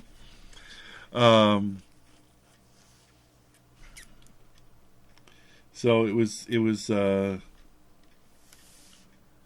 yeah, it was like, it made me think of the Daffy Duck and Elmer Fudd cartoon where Daffy installs the push button house of the future in Elmer's apartment while he's at work. And, the whole thing is, don't press the red button. Never press the red button. And, it's if you want to have your walls cleaned, you press this button and a robot comes out and it strips his walls because it's set wrong. It tears it right down to the plaster. And then you don't want to go upstairs to lie down in the push button home. We bring the downstairs to you. And they push the button and the upstairs comes down. He goes, I wonder what happened to the downstairs. Oh, let's find out. Push the button and, the entire bottom level's been crushed. And he gets steamed and it's like, no. And the automatic fire robot comes out and throws a bucket of water on him. It's one of my favorites. You don't often see those two together. Those two as in Daffy and Elmer.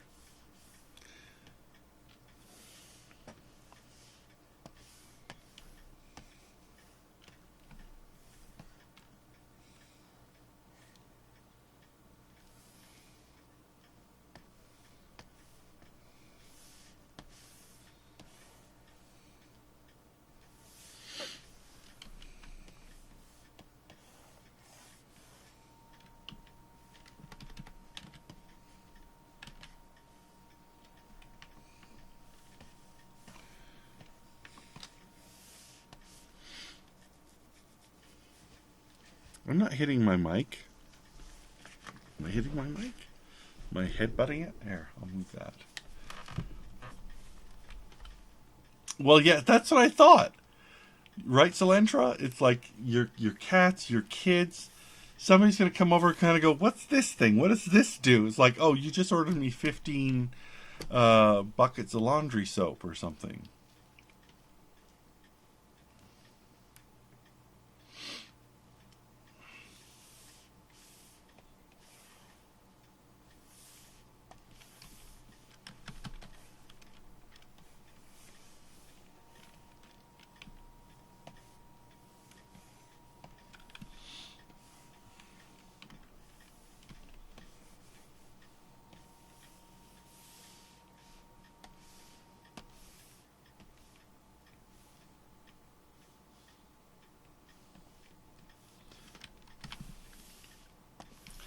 I can see it. I don't know.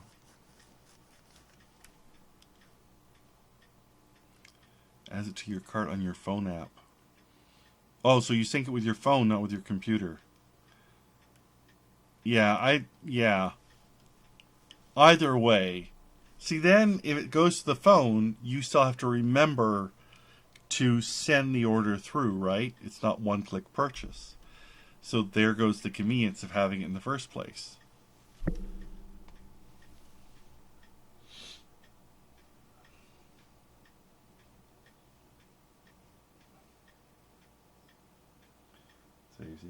Save. Okay. Boom, boom, boom. And boom. Yay, work is done. Okay.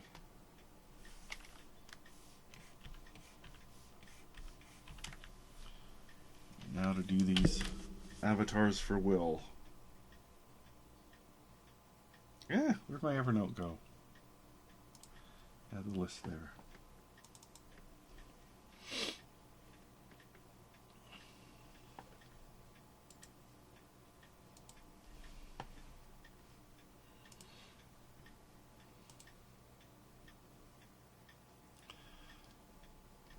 Yeah, probably. Although if they're Samsung fridges, they might burst into flames. Oh, poor, did you read that? It's not just the phones anymore. Samsung's washers are now bursting into flames. The washing machine with the water is bursting into flames. Someone somewhere made a mistake on a memo, I think.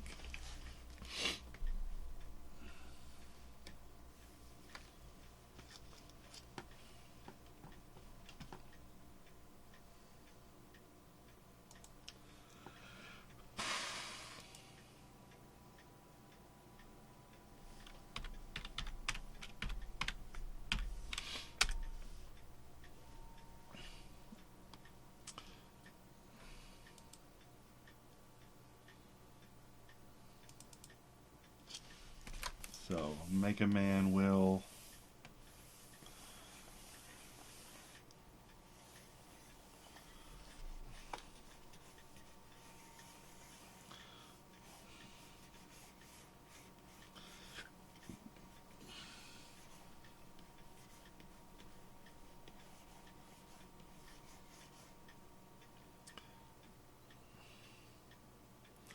Oh, it's turned into a hot commodity, Salentra. I see what you did there.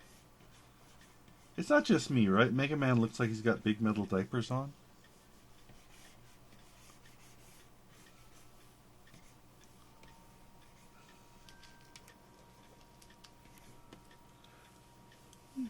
Sorry.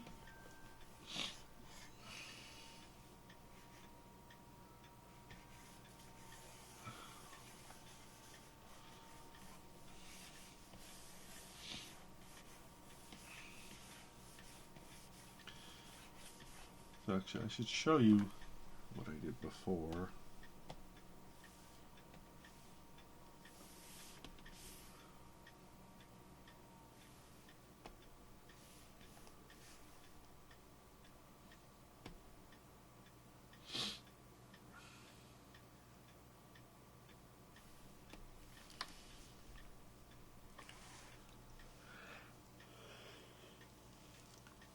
So there's a Will as Toad avatar I did for him.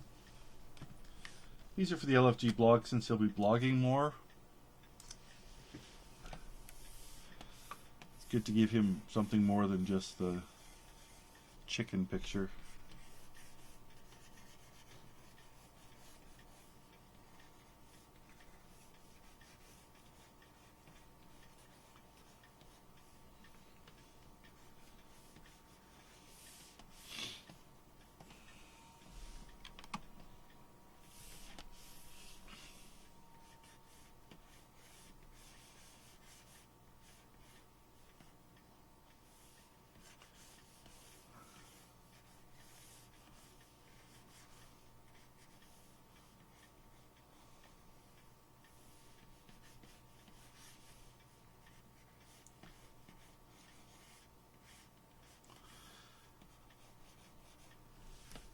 Ooh, I'm yawning.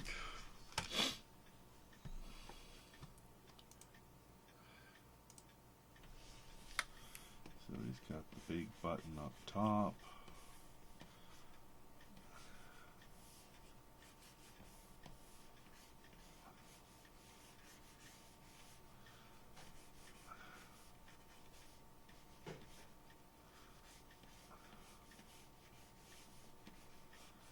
I thought that thing looks on the front like a we should make a Control Z button, or I'll make it an escape button.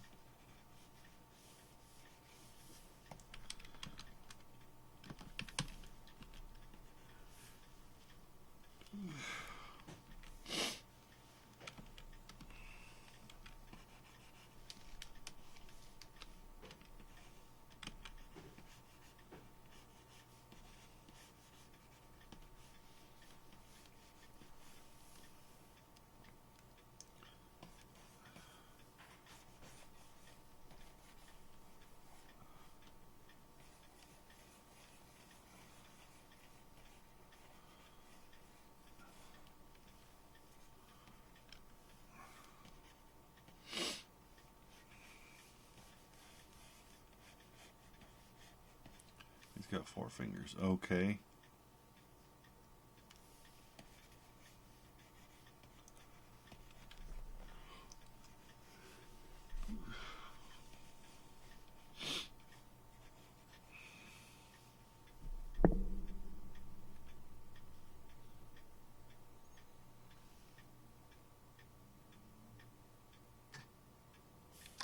Hang on. Which arm does he have it on? These pictures are being flipped.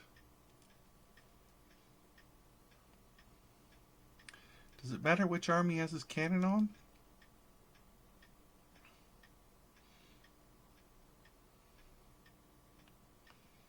Well, I hope not, because screw him.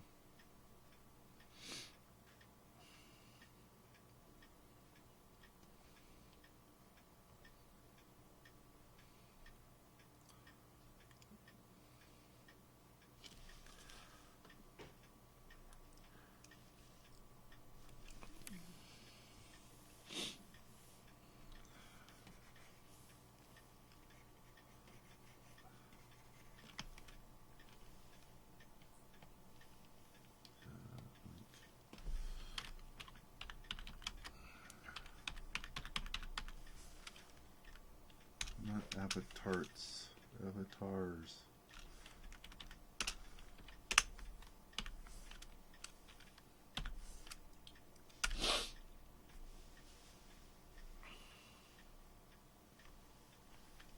Thank you, folks.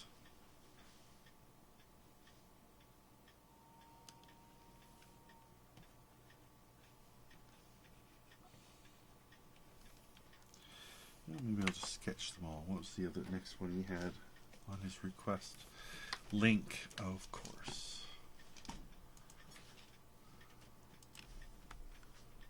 Oh, love you. Sleep well.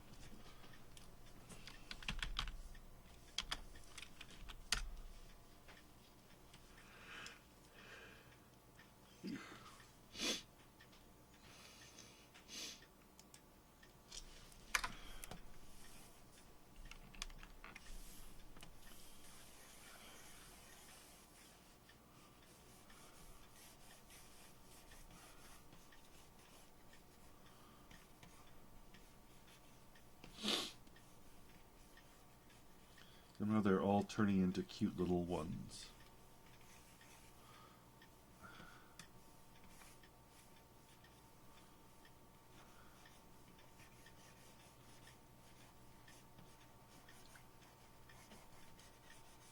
Why am I yawning?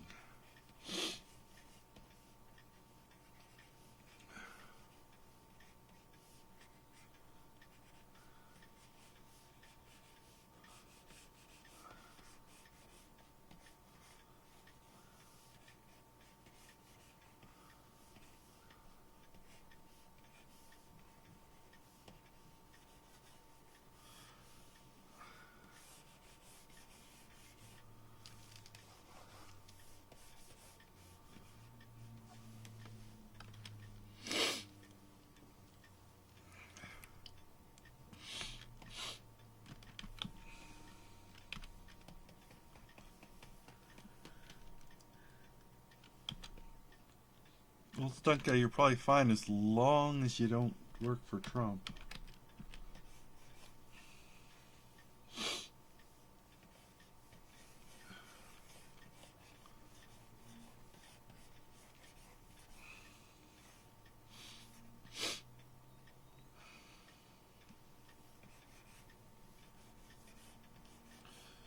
You know what? That's a stupid pose.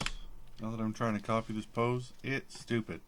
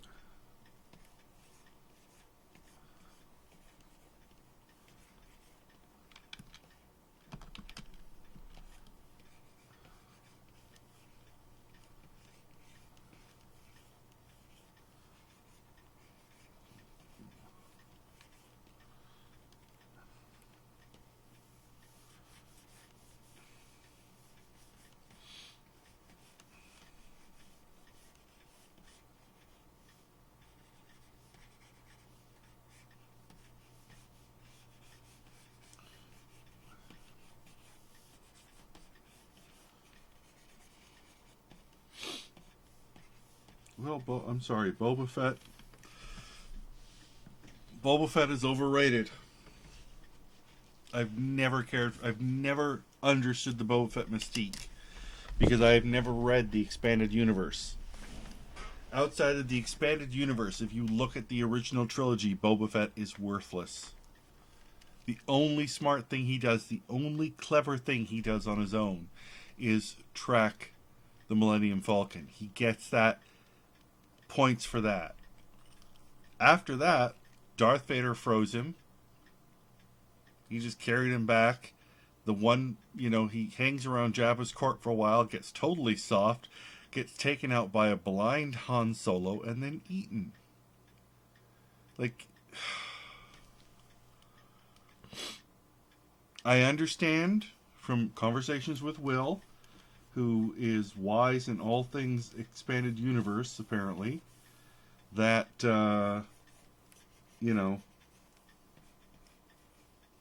he makes up for it.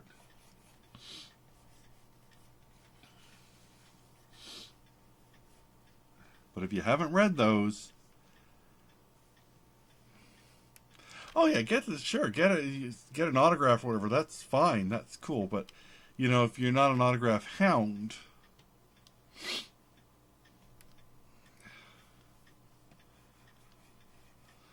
on Frollo.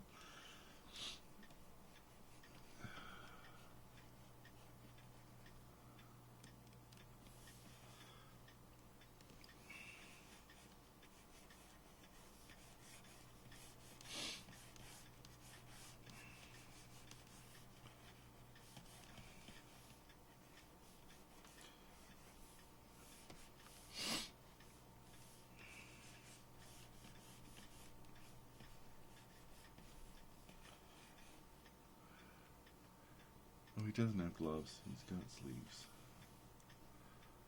He's got his tunic.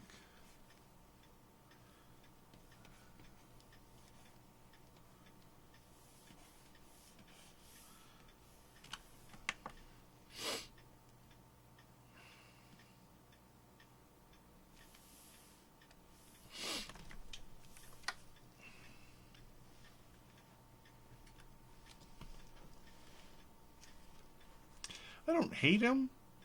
He served his purpose in the story, but the whole bounty hunter scene was really underdelivered as a key plot point. You know, they were the toy line, the various aliens. You know, Kirby.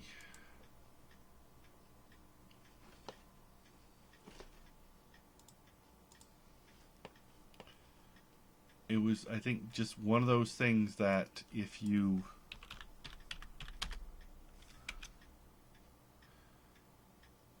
you had to be of a certain age to get into either the expanded universe books or the toy lines, or perhaps adventures in books or comics or something.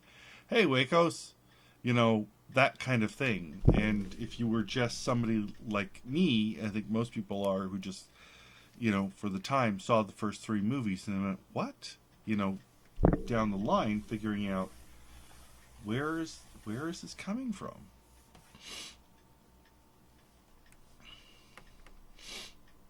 I've got to get back into Lock and Key. I've read the first volume or 2, and I bought the rest on Comixology, but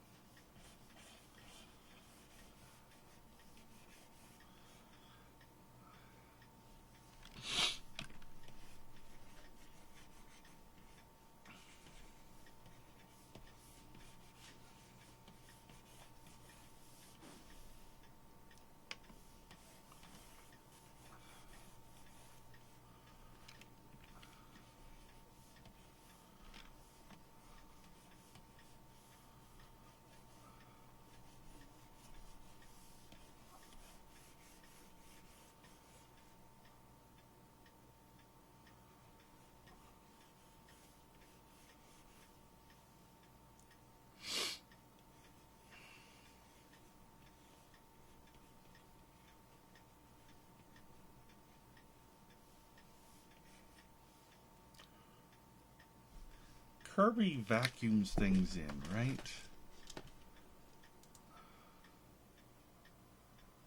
He eats everything, is that correct? Is there an effect for that?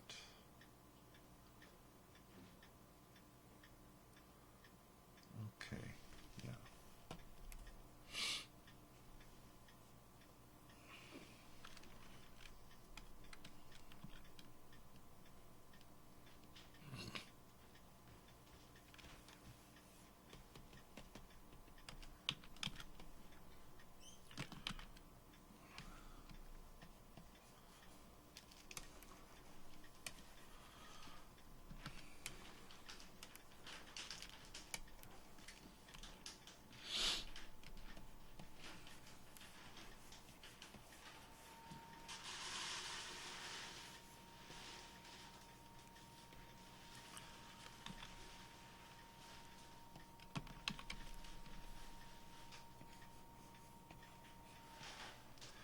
Some bubble stars.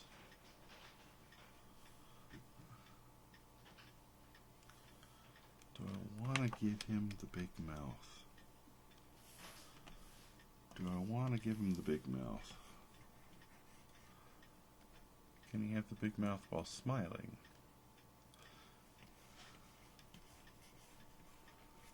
Yes. Because then he could be sucking up candies. Which I know Will loves the restaurant candies.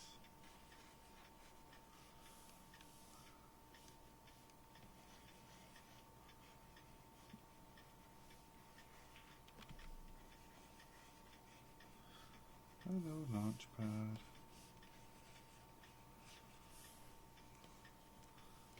Will happy.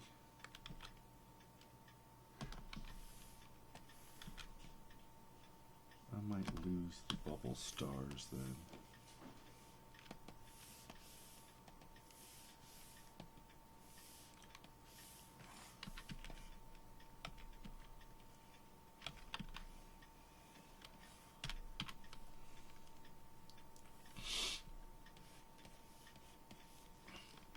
Okay.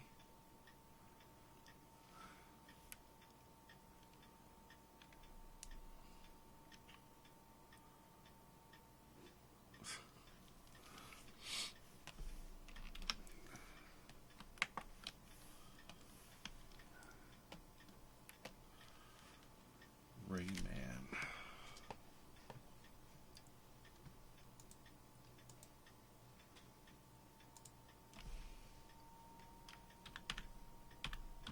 I like Rayman, even though he's with his disjointed body.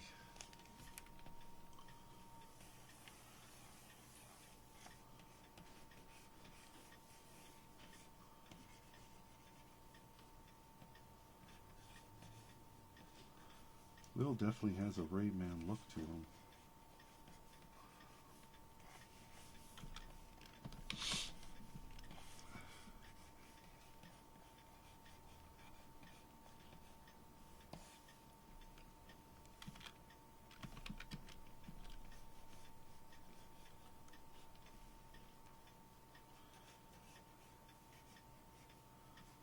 And a hoodie.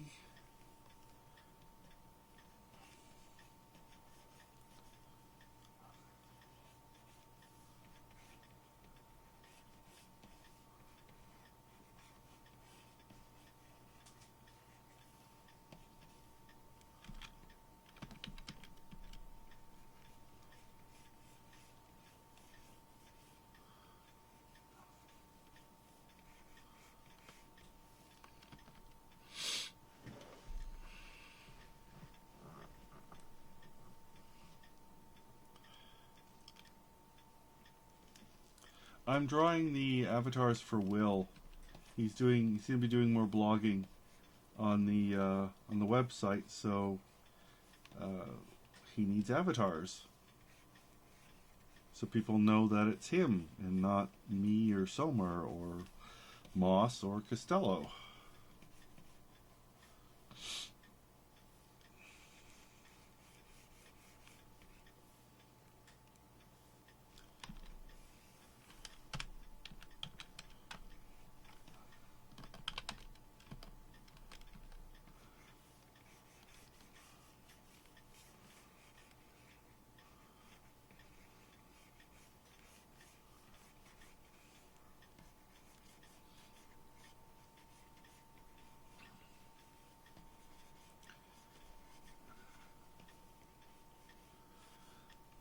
So he was kind enough to put together just a bunch of requests for me, so I don't have to figure out what they should be.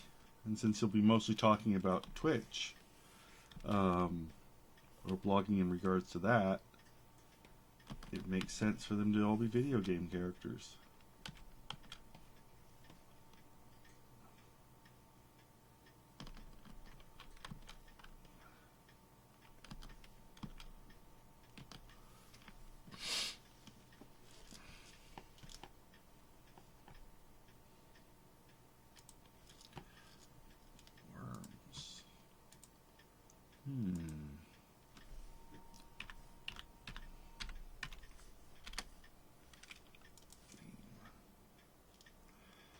I never super liked the design of Worms, but I see they've updated it.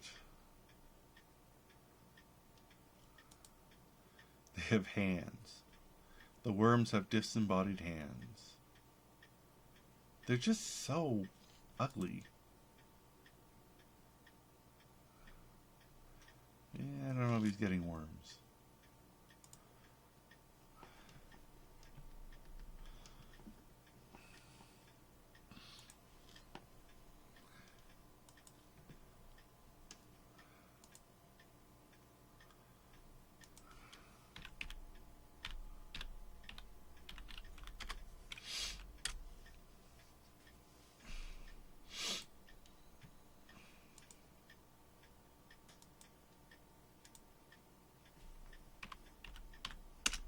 Worms would be easy, mind you.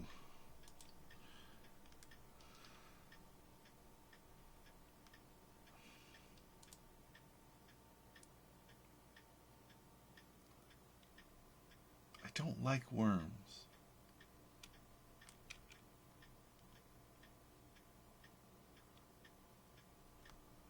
They're just, I don't know.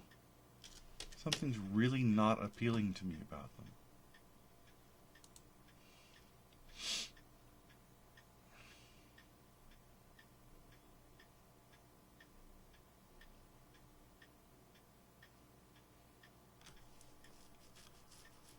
I guess maybe if I give them one of these big weapons or something. What kind of weapons do the worms have? Hello, Dante. There's a worm with a sheep.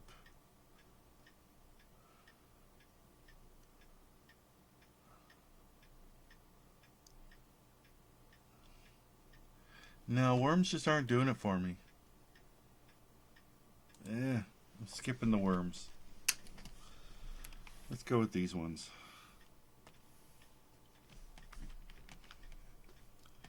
Got 4 here. That'll do them.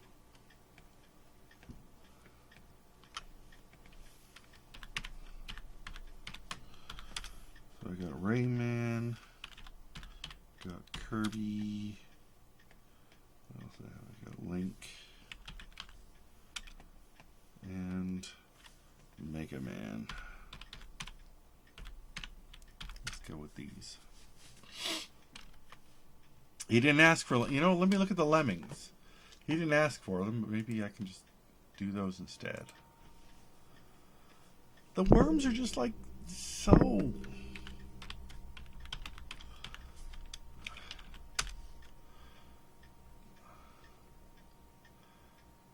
The lemmings are better. They're like cheap Fraggles, though.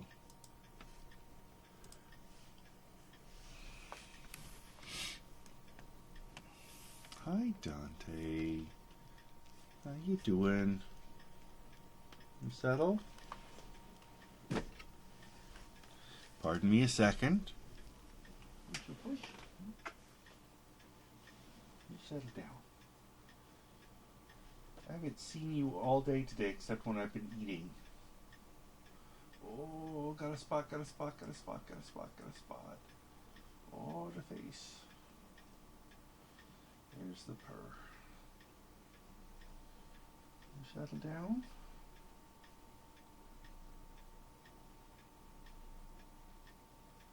Maybe. Already did Mario.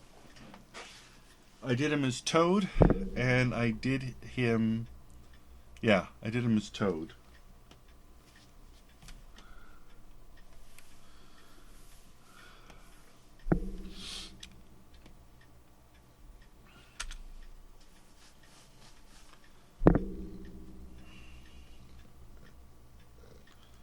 So, he's got that one already. What? Oh, maybe. And I did him in a chicken suit.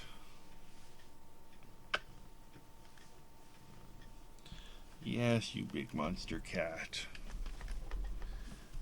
Oh, a rabbit! Oh, yes, Shifu. But maybe I should do them as a rabbit separately because they're funny. I like rabbits.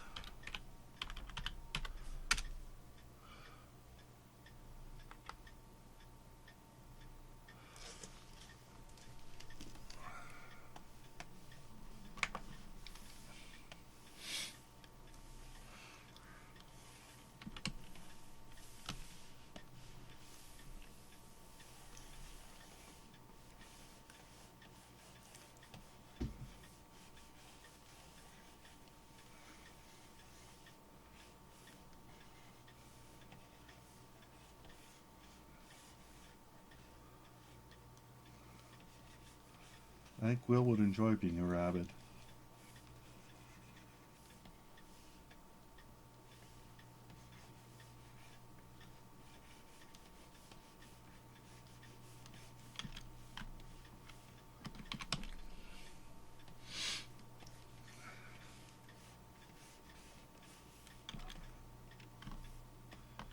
I say that only because I would like to draw him as a rabbit.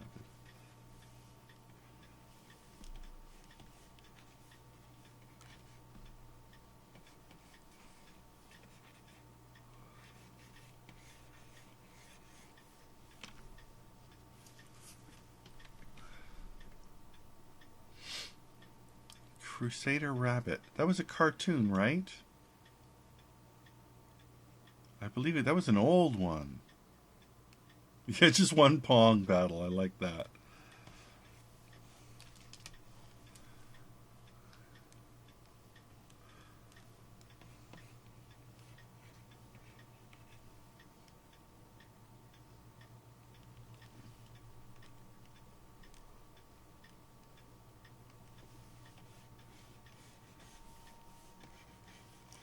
Is B still here? Yes. B can approve or disapprove.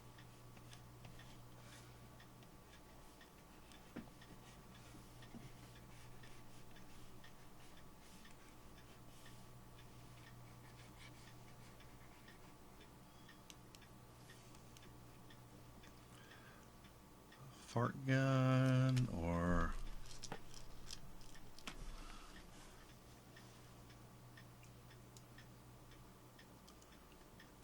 plunger.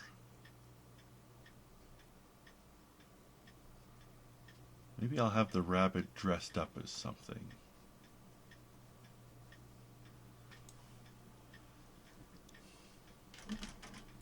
Rex, yes, I have drawn them. I've drawn them.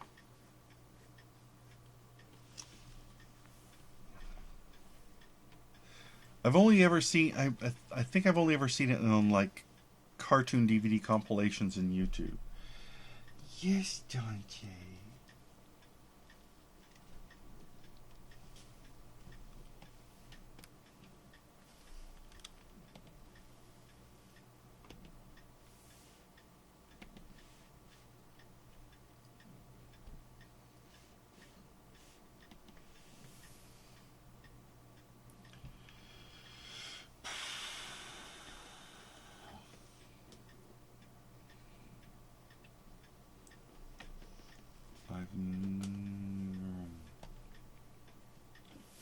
Search Crusader.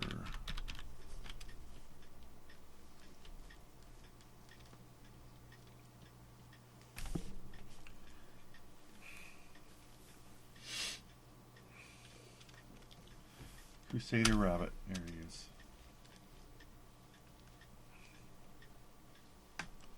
There he is.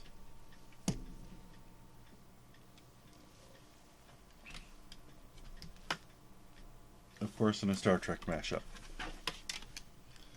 What are you doing, Dante?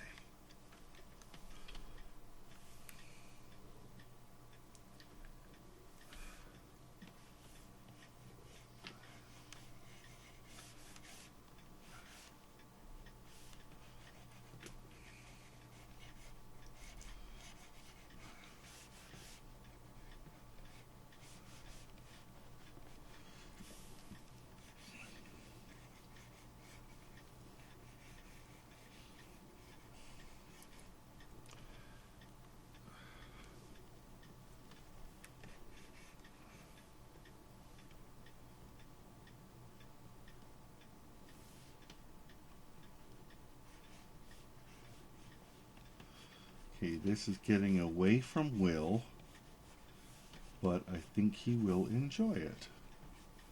So I'm going to do it anyways, which is a Darth Vader rabbit.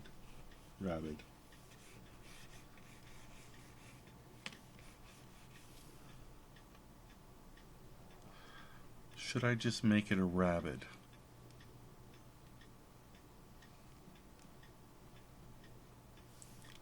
Should I just make it a rabbit? That's Darth Vader. No, I'll make it Will.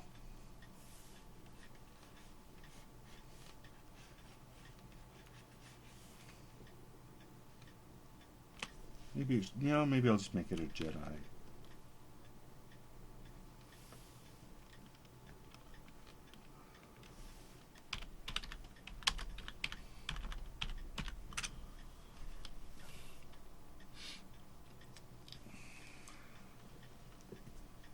What do you think is better? Darth Vader rabbit that looks like Will, or a Jedi rabbit?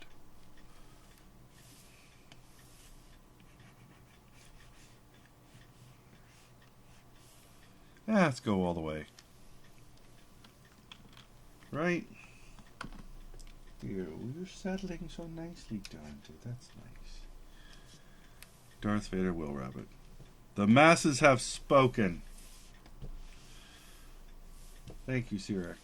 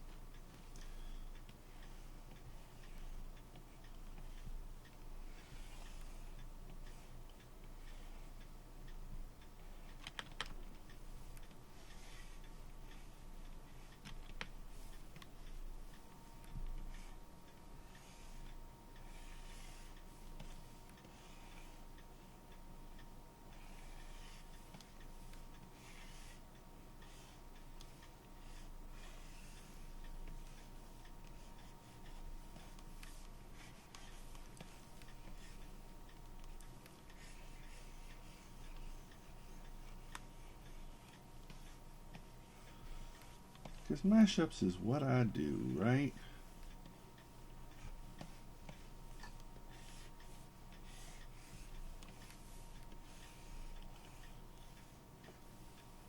Oh, aren't you super beautiful? Yep. Yep.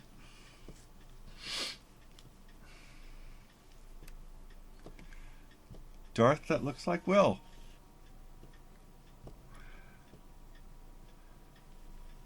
No, I'm making the lightsaber part.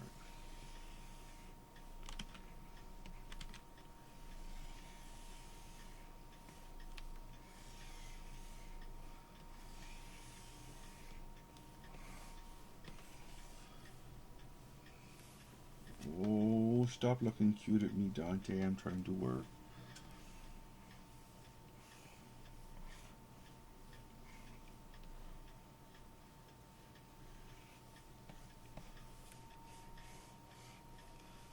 Got his little beak boot chest.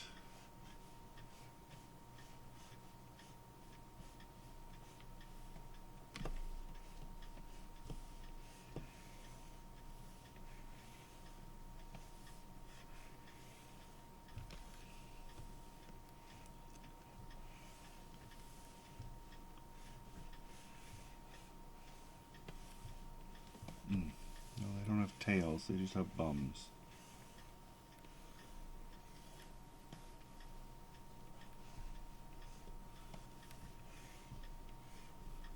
He's not getting pants.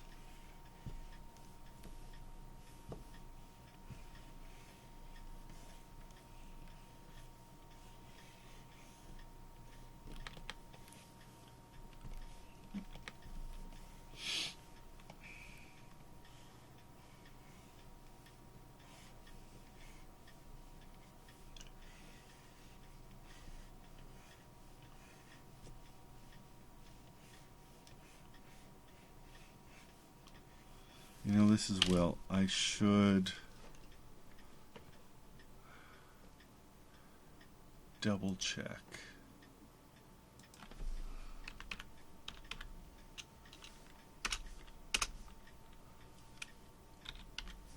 Darth Vader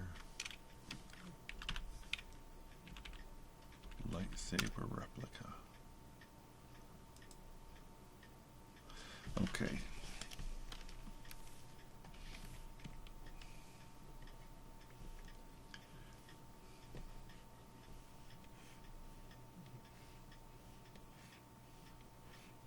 Because Will notice.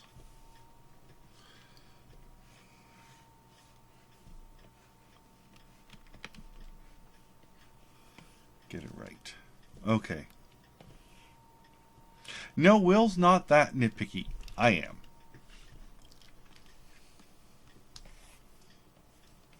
A basic cartoon lightsaber, that'd be fine. That'd be totally fine. But will appreciate that I got that little detail right. That's what I think. That's what I'm pretty sure of. Okay.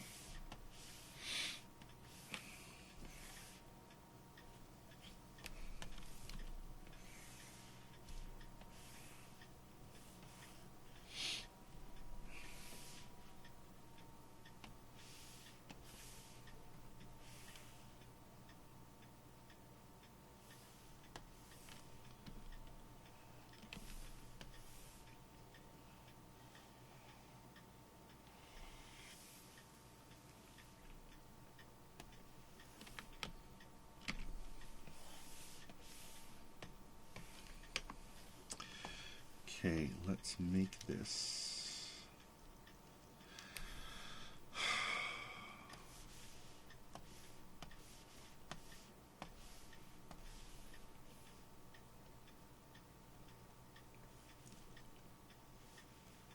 You know what? Let's make it less.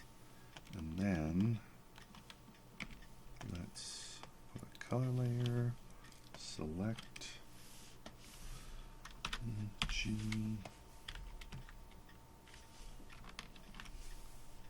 filter, blur, Gaussian blur, 12.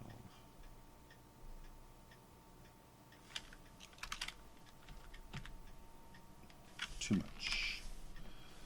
Something happened there. There we go.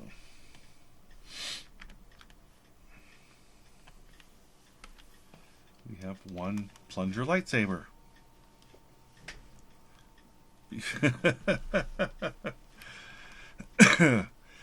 Wow. Can't compete with beatboxing crazy guy in church, I'm sure.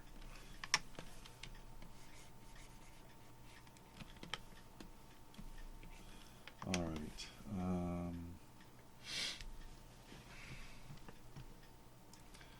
I've already chosen the hair color here.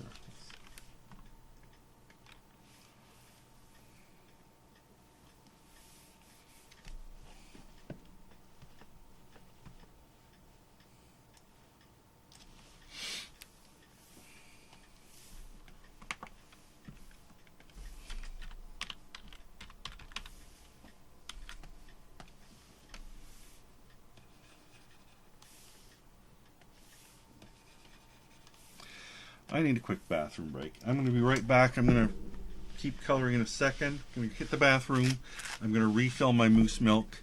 I'll be back in just a few minutes. Probably less.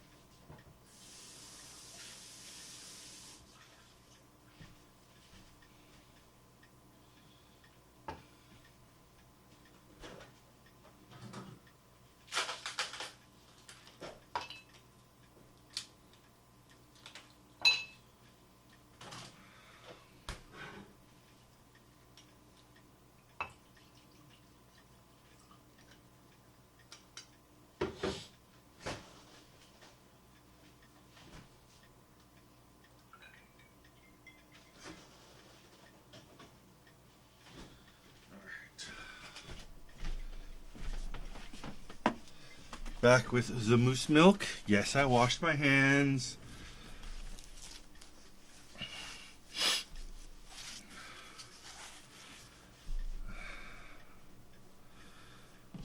Monkey Island.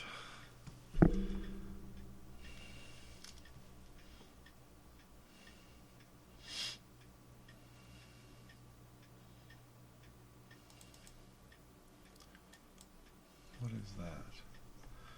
Oh. No. Monkey Island sounds familiar. Okay. I'll put that palette on a separate layer. Hopefully I will not mess myself up. And since he's a wabbit, he has colored lips.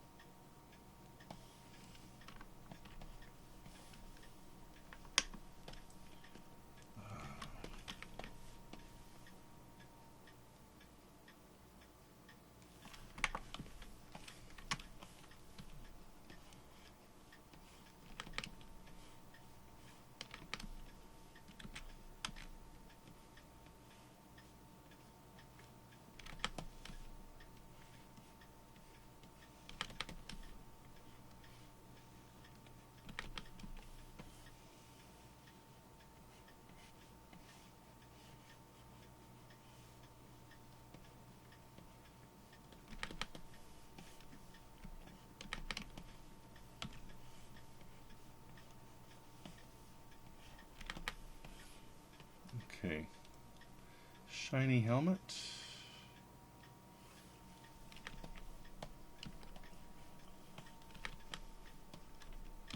Beep boop. Panel.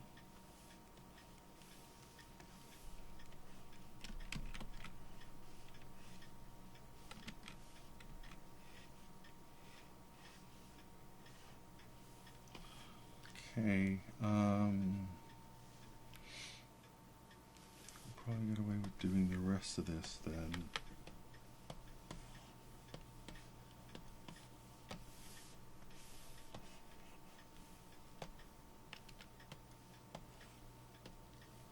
Let's do it that way. Balance out the grays and whatnot. Let's turn that off for a second.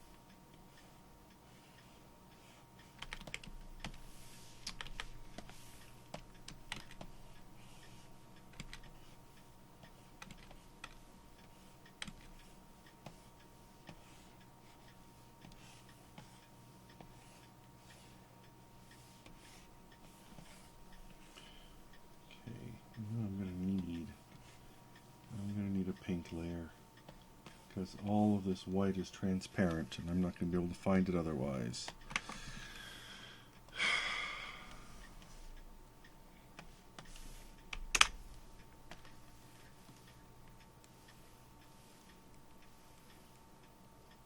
Oh, I put that on the wrong color layer. Oh, what a silly bunt.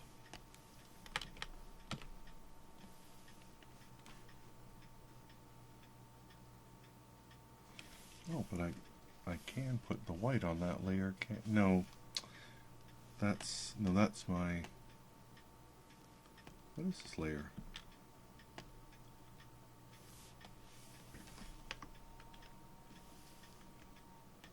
Oh, that's the glow from the lightsaber. Yes, I can put things on that layer. Okay.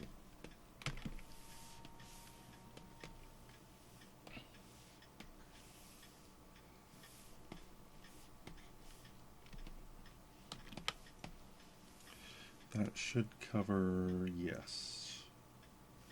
Nope, beep boops. Okay. Good.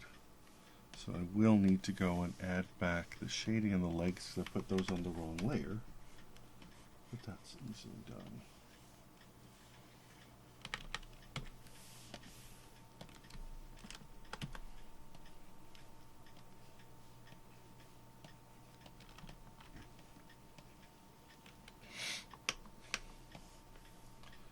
And we've got one raving rabbit. You know what?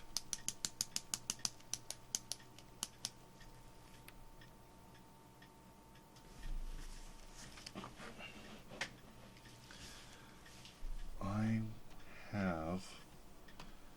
Now, see, most of these will just be on transparent backgrounds, but I do have...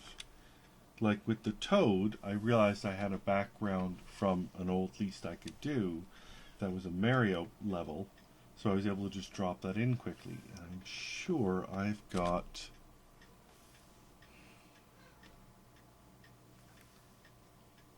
If I can remember what it's called, Emperor Throne Room.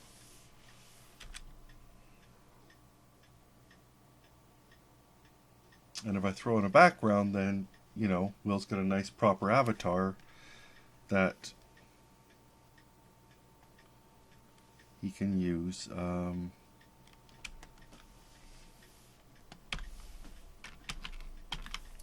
other places.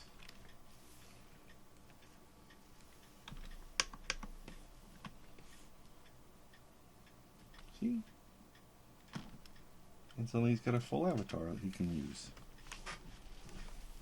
So that's nice.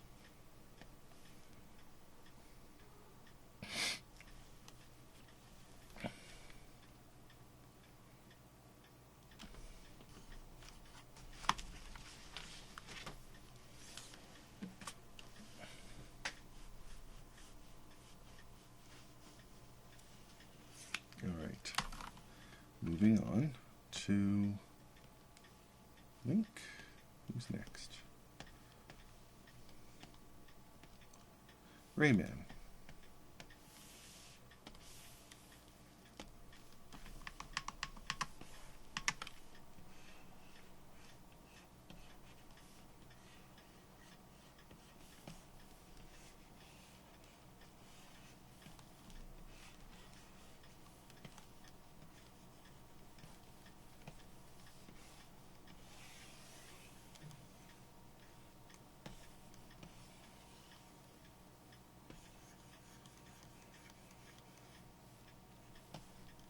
What kind of environment does Rayman in?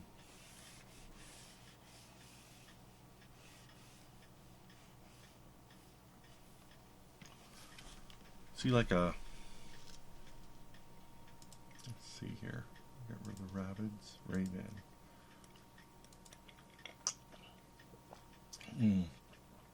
Fantasy jungle, huh? Do I have any fantasy jungle types? It is Will night tonight, just at least for a while, because I got to do these, since he's doing more blogging about being on the Twitch, and he needs some avatars, I'm doing some avatars for him. And it's easier for me to kind of play and relax doing these than try and fit them into my regular work week.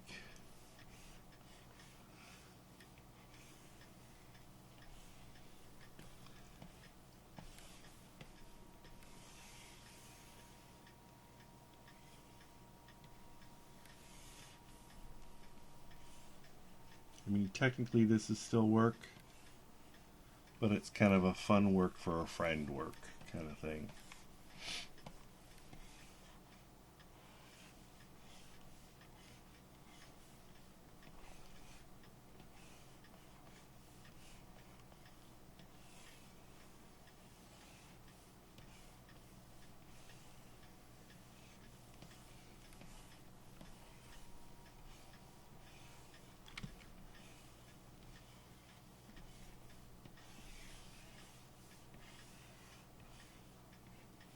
And if I get them done, I won't be so tempted to spend time on them when I'm trying to marathon other work. So,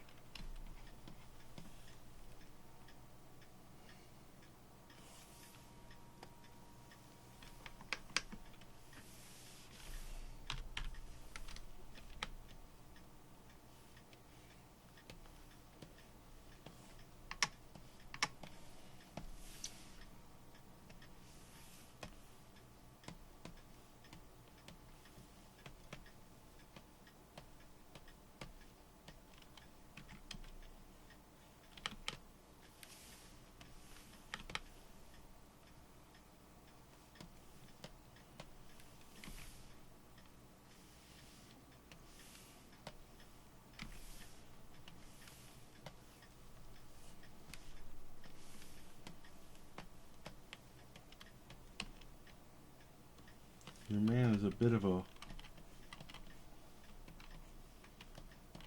black hoodie guy, so maybe I'll just go up and choose a warm gray at least, so for the difference.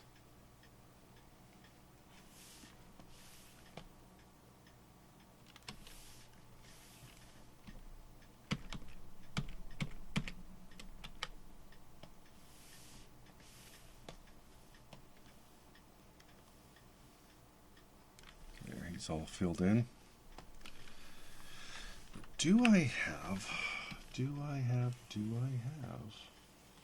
a jungle background I can drop in? That looks bad there.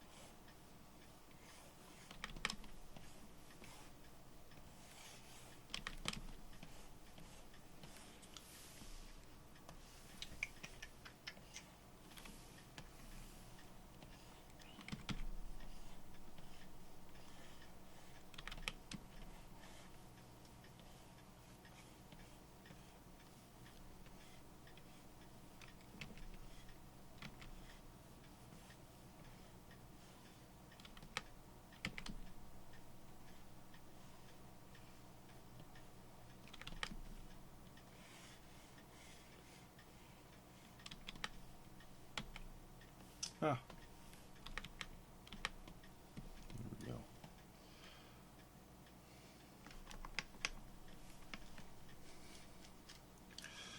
Well,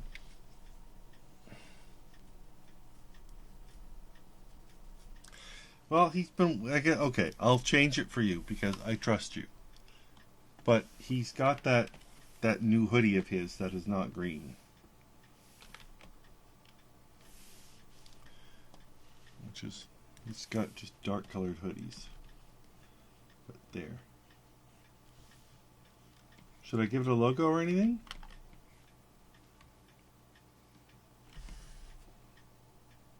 Boom. Boom. There.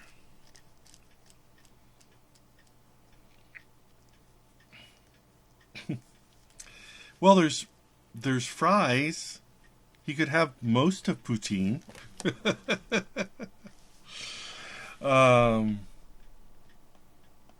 Okay. Thank you for the correction, B. Well, I just meant like make him a Green Lantern logo or something, but that's fine. We'll go with this. Do I have...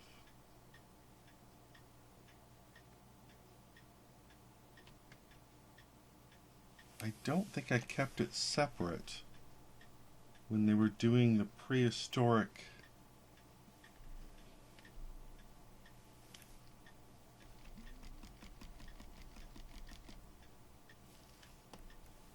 One second here.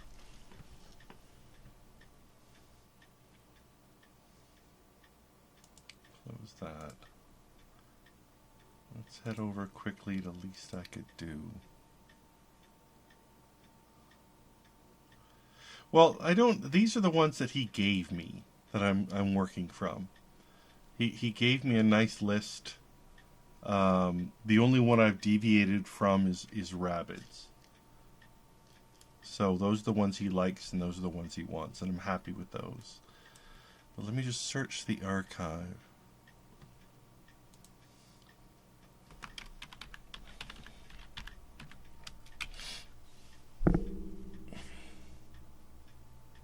Yes, okay.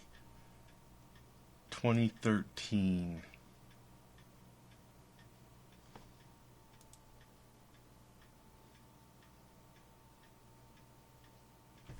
September 26th, 2013. Okay, so that's, what, 600 strips ago? 700 strips ago. Perfect.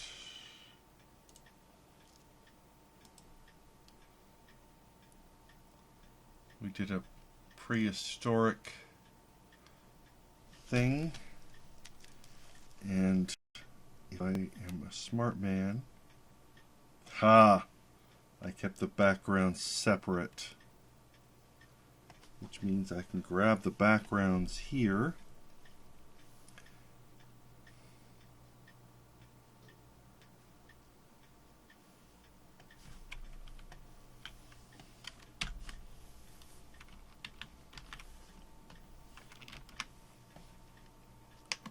It's a little small, that's fine. Not too small. It's not quite a Rayman background, but it's close-ish.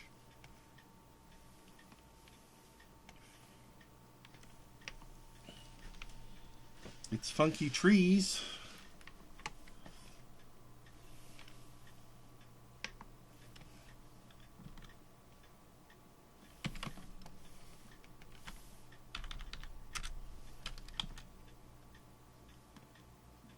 It's funky trees and plants.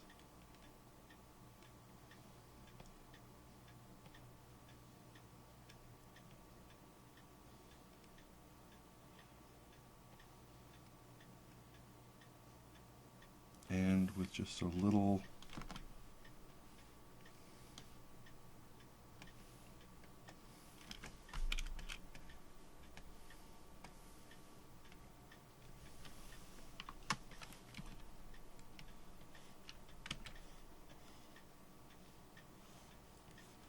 mask.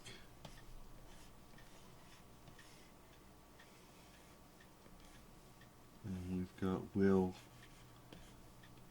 Rayman Will fitting in there.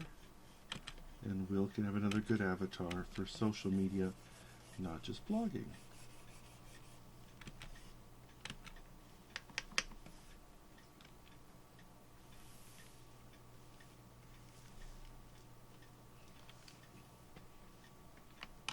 There.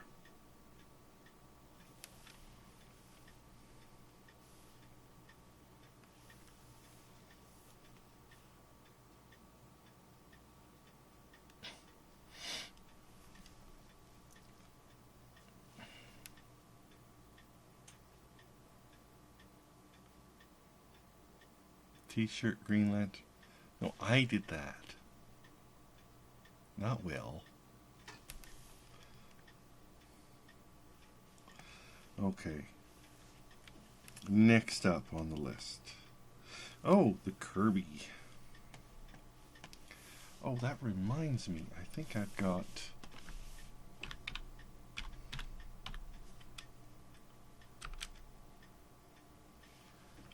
I didn't save it. I thought I saved it. Image material illustration from the Settlers of Catan candy. Okay, well there's the lollipops. Oh, no, there it is. It didn't come up for some reason. It's the wrong kind of candy, though. Did I not do,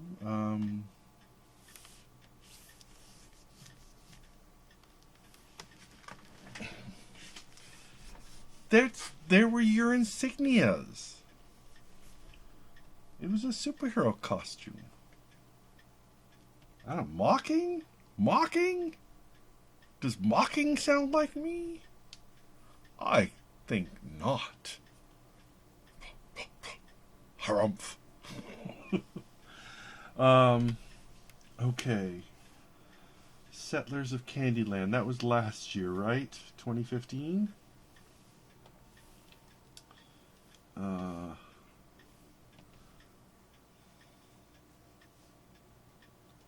Oh my gosh. It's not here. Did I put it in a different folder? I bet I did. Here. So this is for. Had this problem before with this.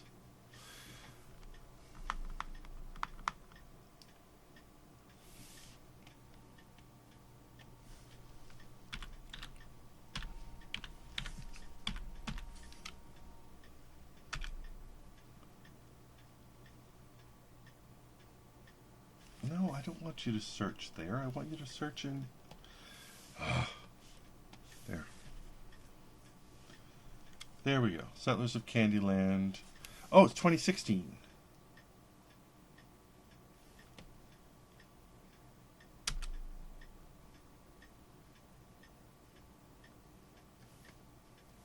What? No.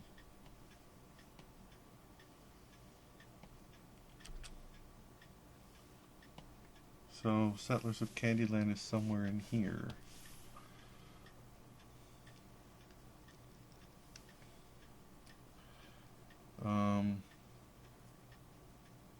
Where's my work file? I thought I had mints.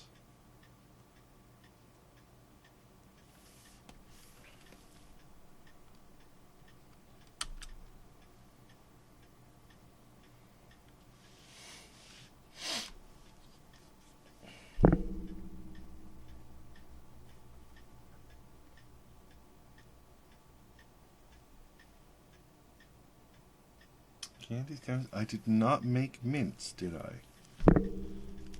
Huh. Well, I'll just have to make mints now.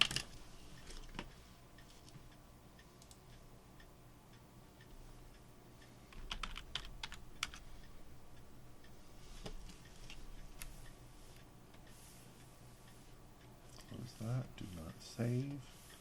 Close that, do not save.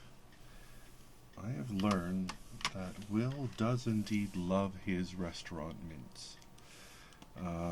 So, if I set up a focus curve,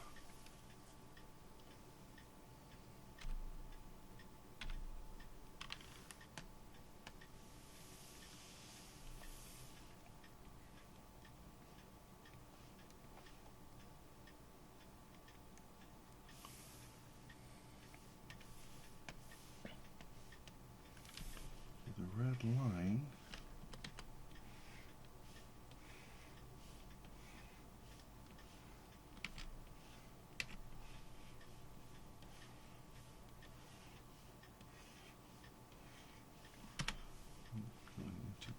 too thick.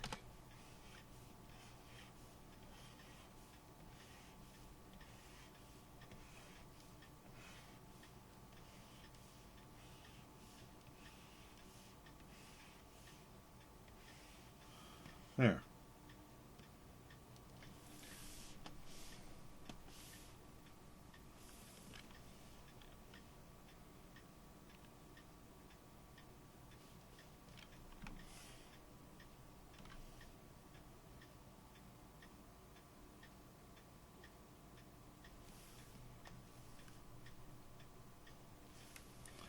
Let's turn off that focus curve as well.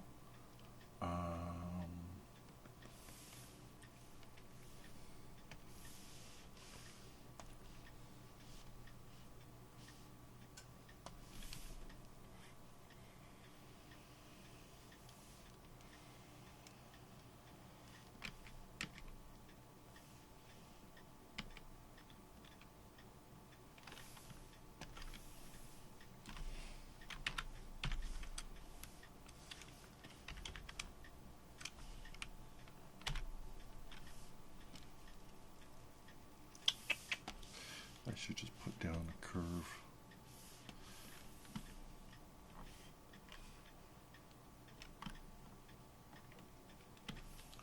Start from center, that's better, Lar.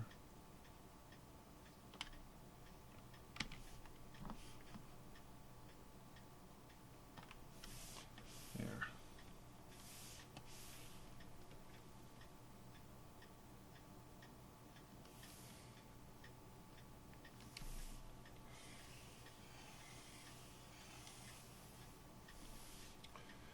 And then if I make it a little bigger,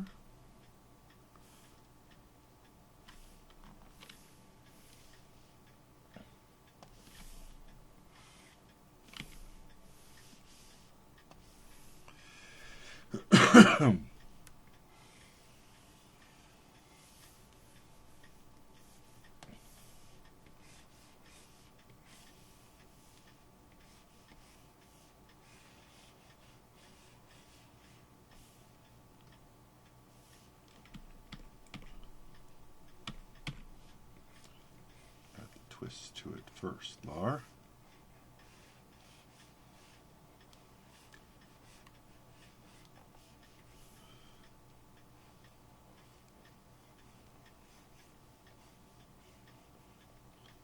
Or if you're seeing all that well. So there's a nice little mint, restaurant mint candy. I think my packaging is too pristine though, so I'm going to take that circle off that I just drew and just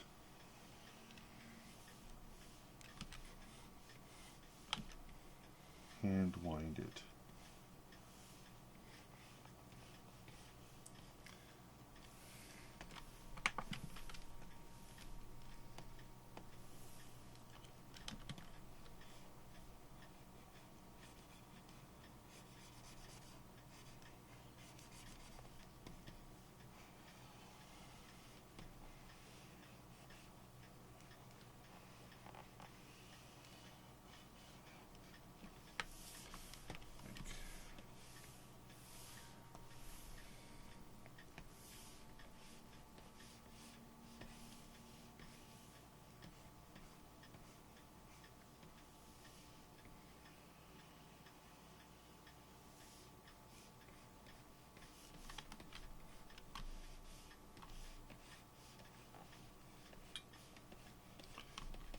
Go.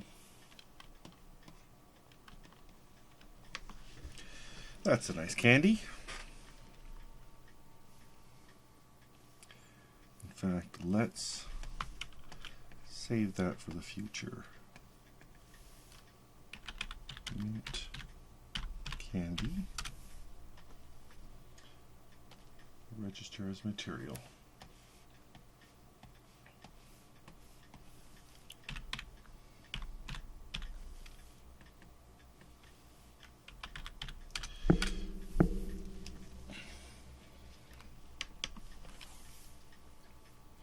All right, back to this.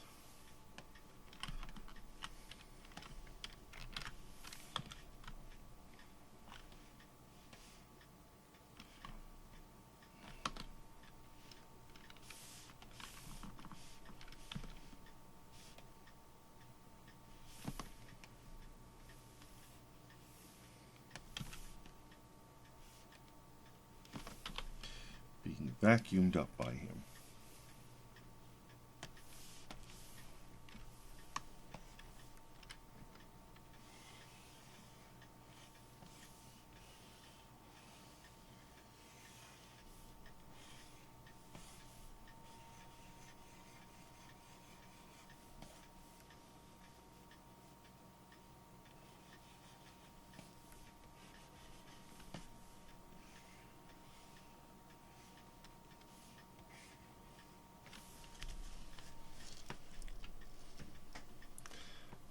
The bong sound? You mean my clock?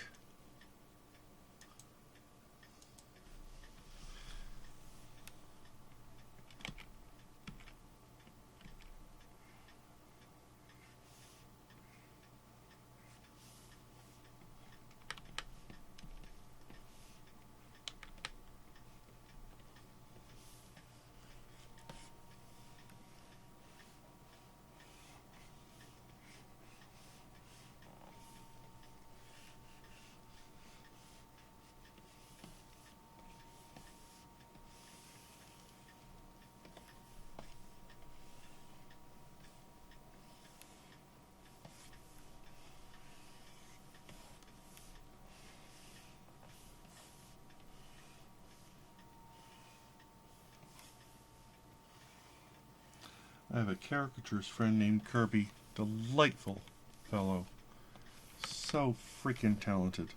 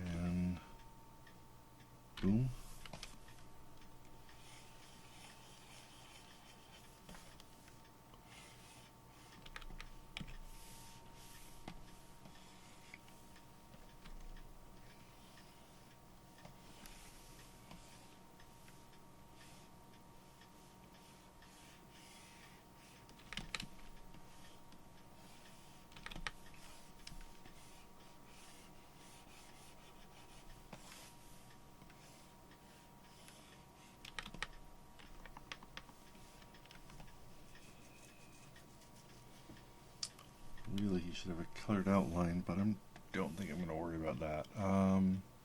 Will has very dark eyes.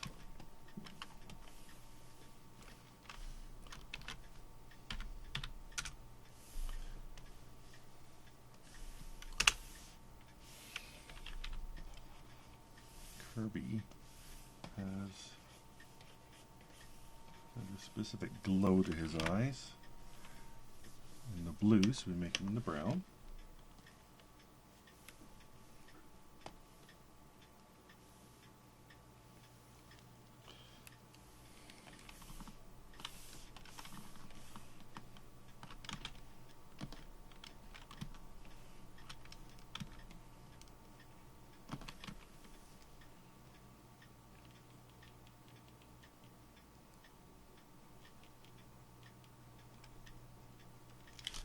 What are Kirby's?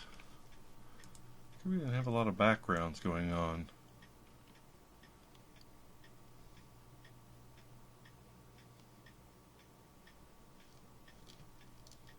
Kirby, where do you live? Doesn't seem to live much of anywhere.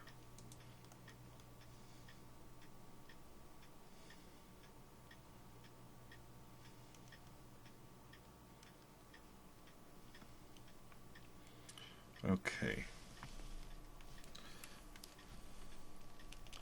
A little concerned about those candies not having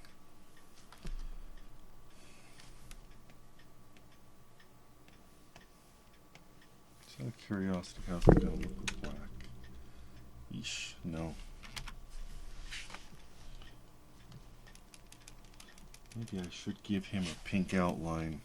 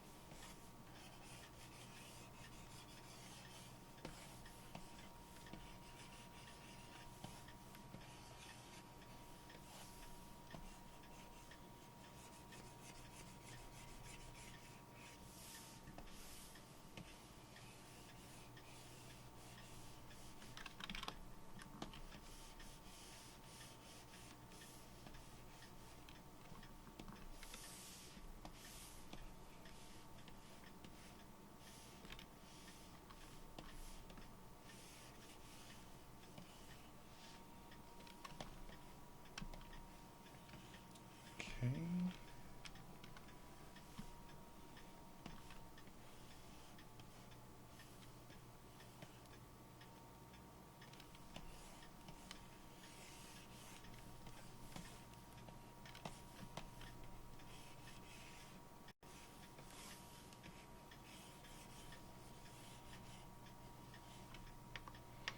That looks better. If he's all colored line, he looks better.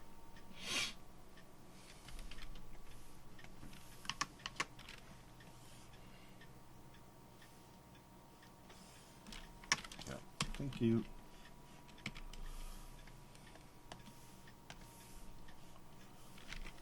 There's a spot here too that I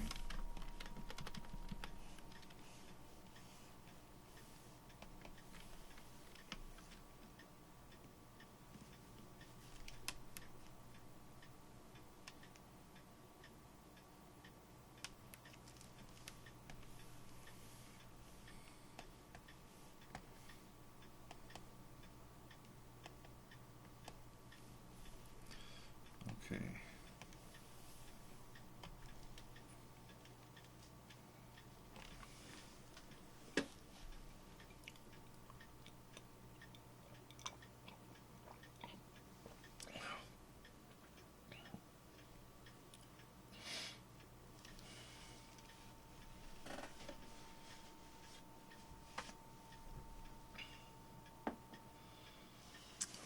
missing a wonderful conversation going on there in the chat room. I love you guys for that. All right.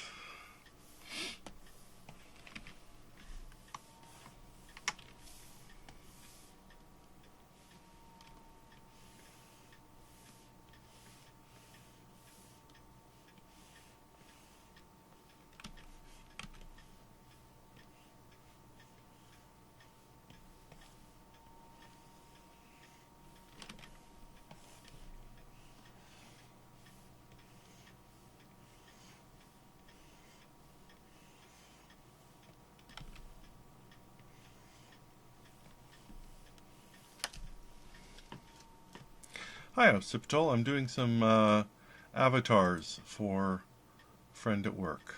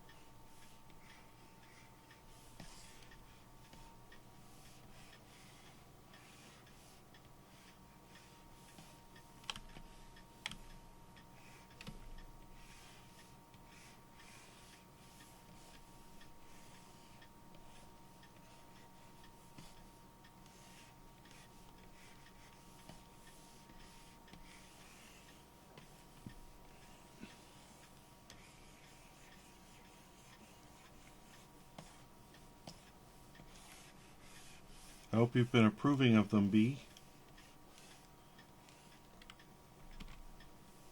You're my will proxy tonight.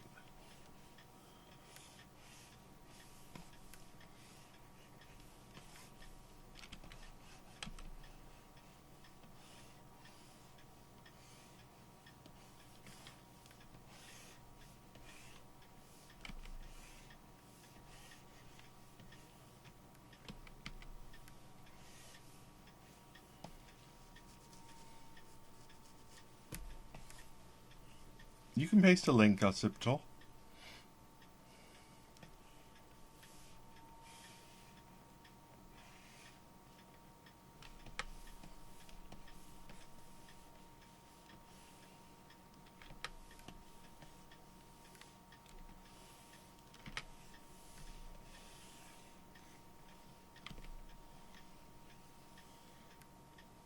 Oh, switched to pencil by mistake.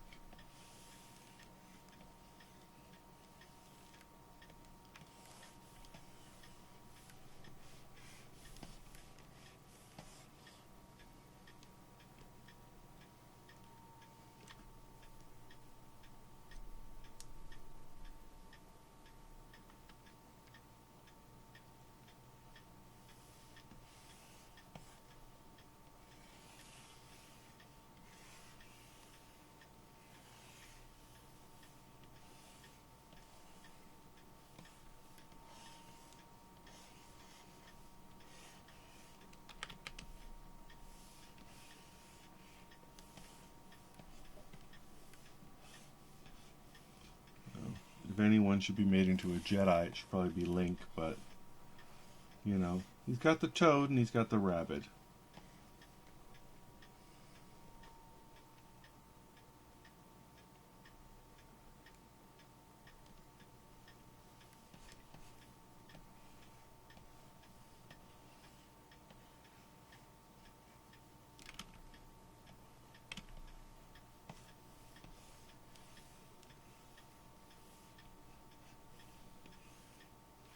Or a lantern. You could do a lot with Link. Being the heroic archetype, make him any hero probably.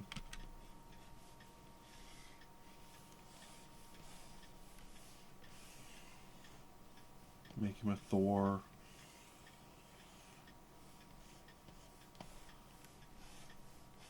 Make him Nighthawk or Hawkeye. Not Nighthawk. Man, there's a hero I haven't heard from in a long time.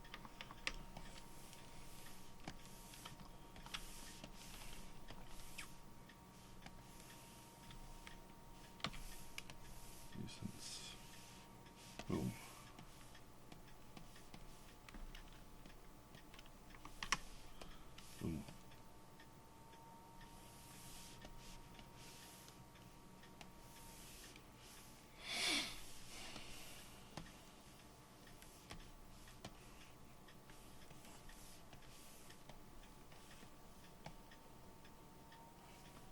This will have all the greens he wanted.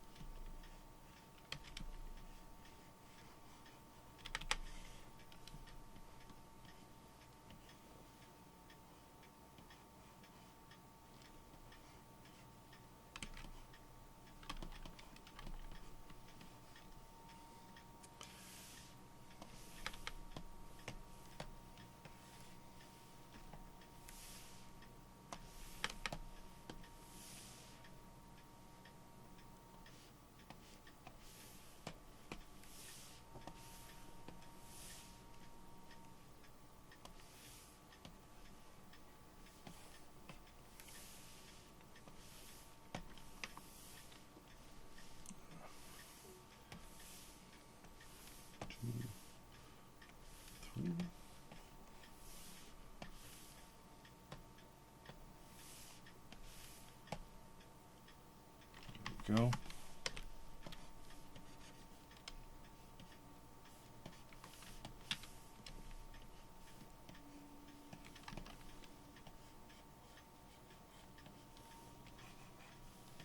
I might have sort of constantly drawing him sort of Smurf-like tonight. That's my will mode, I'm afraid.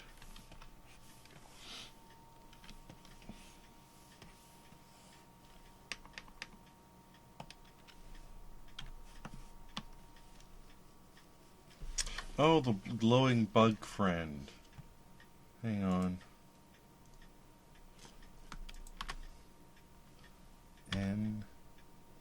Navi. Oh, that thing. Okay.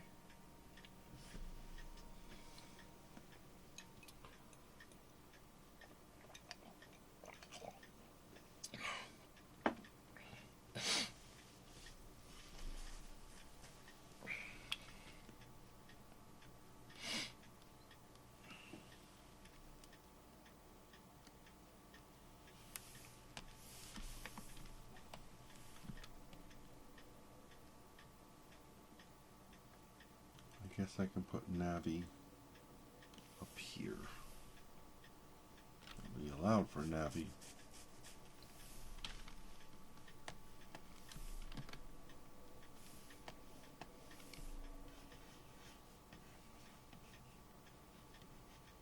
Well, I think Navi should probably look like moss or something.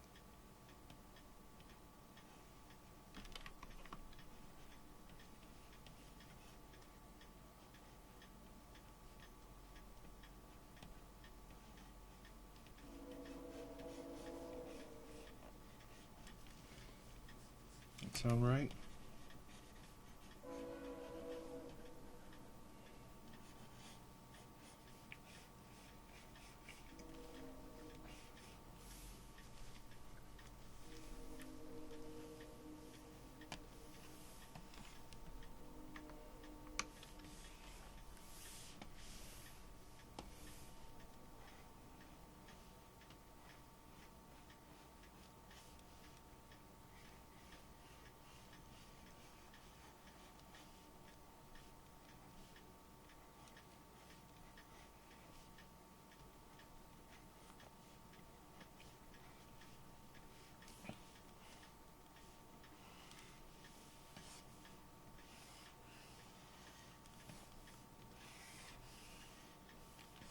I wonder if it's possible to tattoo fairy wings.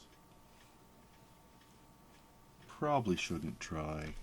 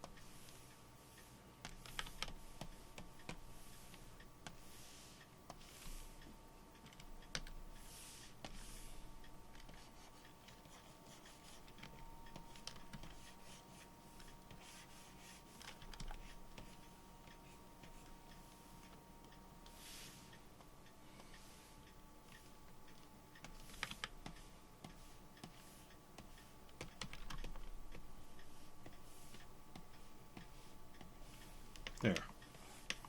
Little moss navy for him.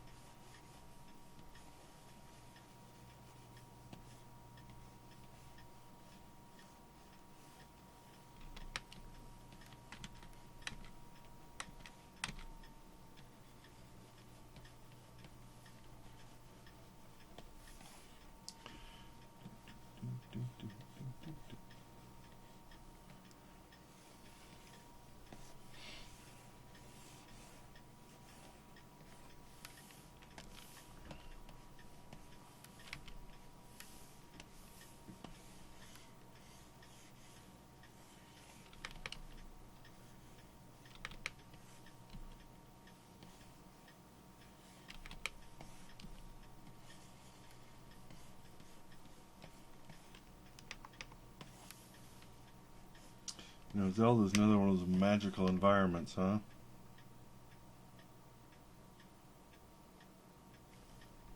Do I have one?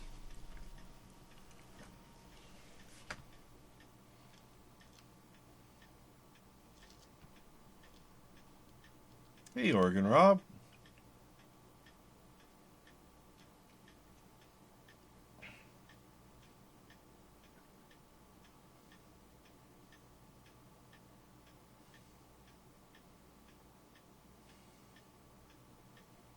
Lord, Lord, Jesus, Lord. Yeah, I like that. Yeah, it really is nearly gone, eh? Links backgrounds.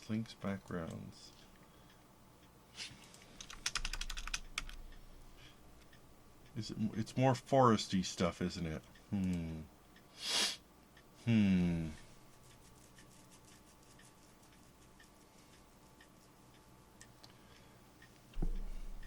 I'm not worried about making a background for it because these are primarily for using on the blog. But if I can if I've got a background I can repurpose, then it means Will can get extra mileage out of it with a better looking avatar.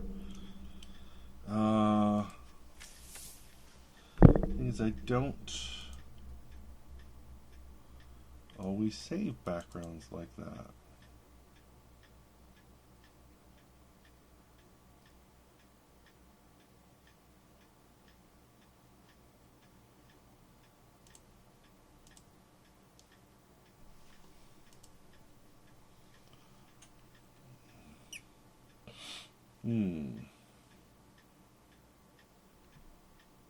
I mean, I probably do have backgrounds, especially from looking for group, but I don't keep them separate as elements or files. I have to remember kind of what to search for, and LFG doesn't have the same search archive.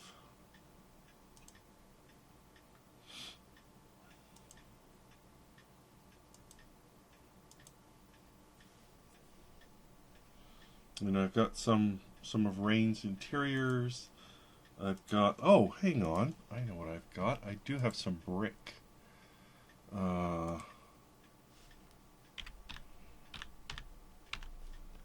Yeah.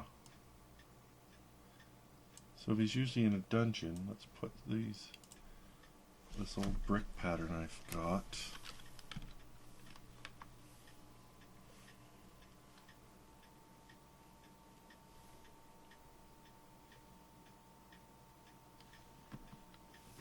There. And then some quick color behind there. That's an old brick thing. I actually made that for a client in my pre-webcom days. Speaking of, let's get some textures here.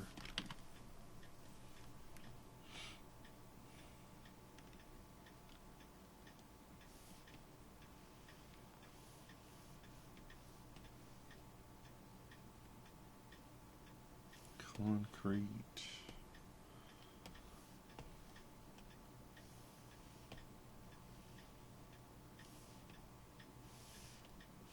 So these are pictures I've taken just sometimes on my phone. Some, just to have a library of textures that I can sometimes apply. Oh, that's a nice one.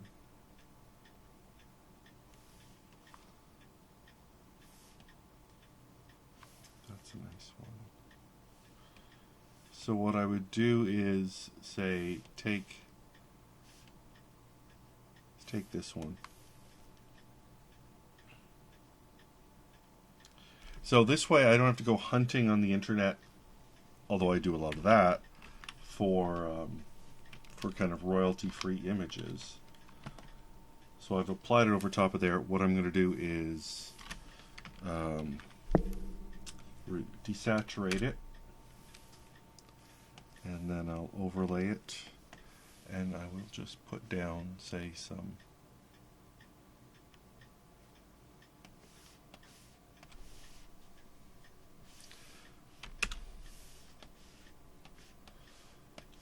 what's a textured brush say.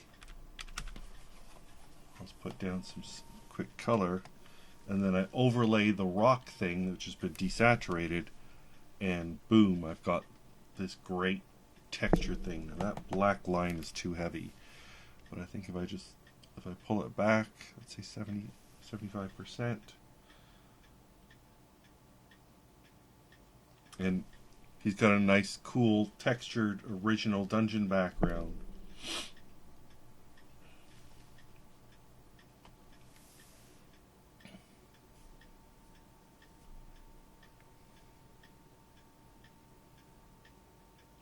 The joy of digital, right? I can just like pop things in and out. Mega Man, the one who started it all. I'm assuming Mega Man is an outer spacey guy. What's he got? Oh.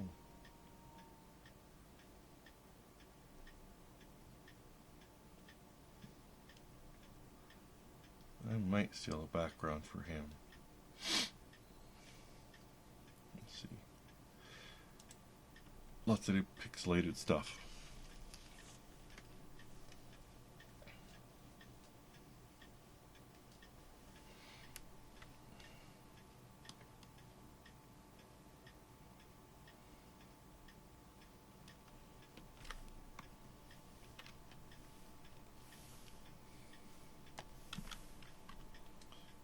Bigger.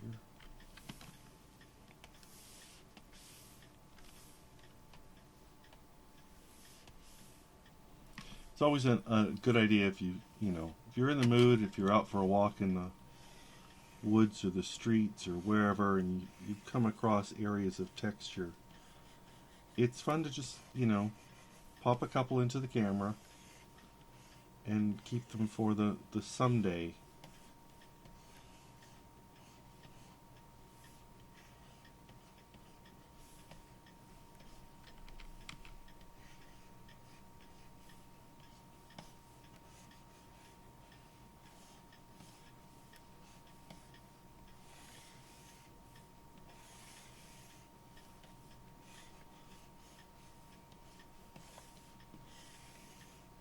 One of the things, like, you never have to, it's not like you're taking you're taking a shot of a wall, you're taking a shot of a chair, a piece of fabric, a pile of trash, in the, leaves and stuff in the woods or things. But don't look at it as like, oh, I can use this for a rock. It might be, oh, I can use this for, generating some cool fill. I can make this into a background. I can make this into a whatever. I find especially things with grain, woods, fabrics, weaves, that kind of thing can, fur, has got the kind of texture that, fur can be grass. Wheat can be hair. You get those lines, those waves.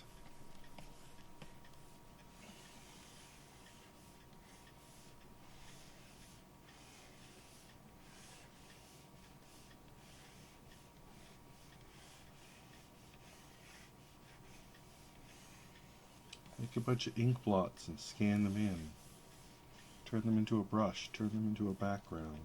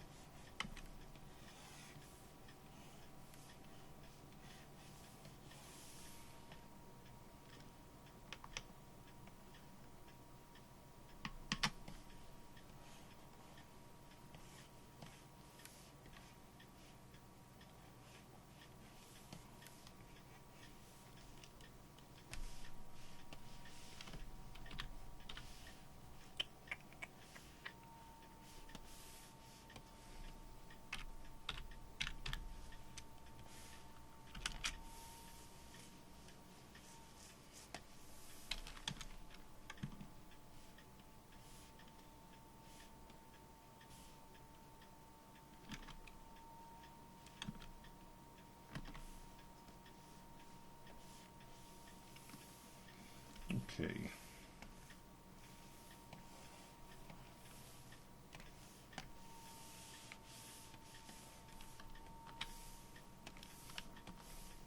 it off for now.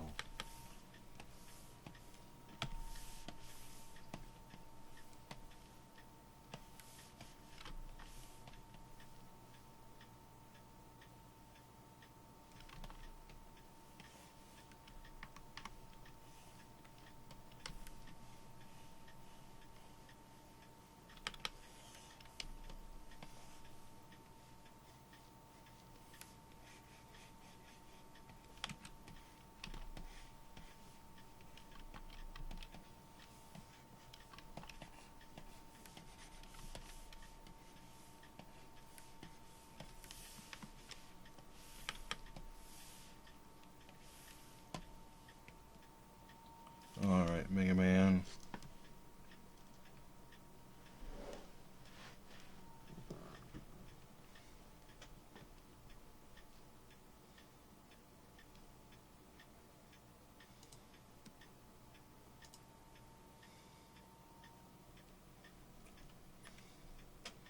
So he's got warm blue and cool blue kind of thing.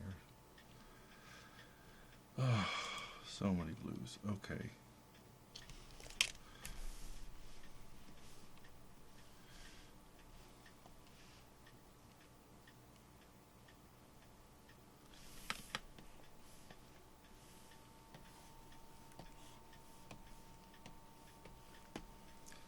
And then he's got the other blue.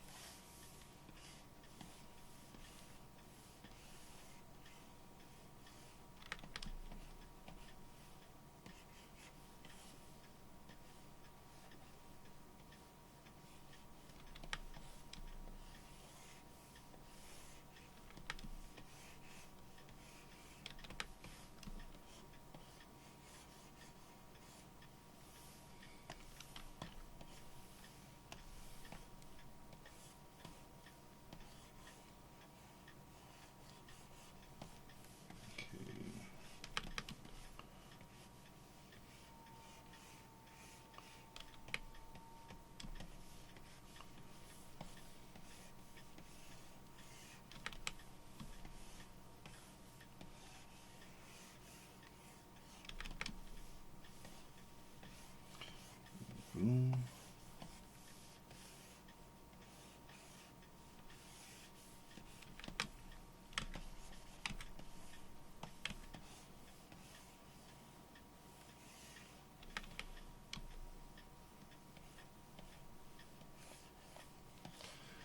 Okay.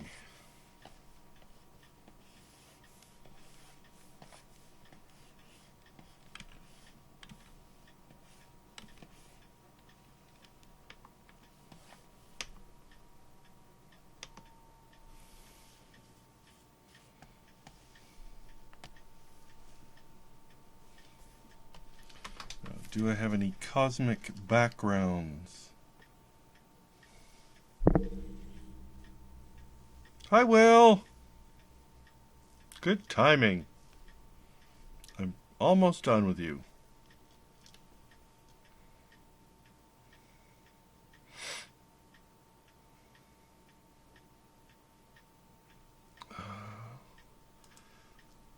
Make a man background.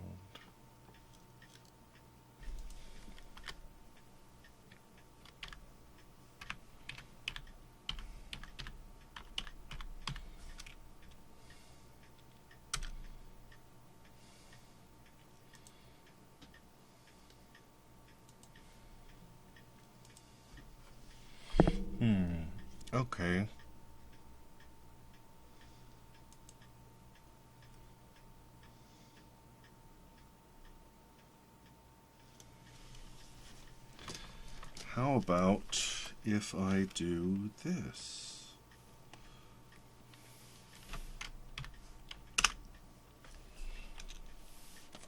What if I do that? That will work. And now I will do...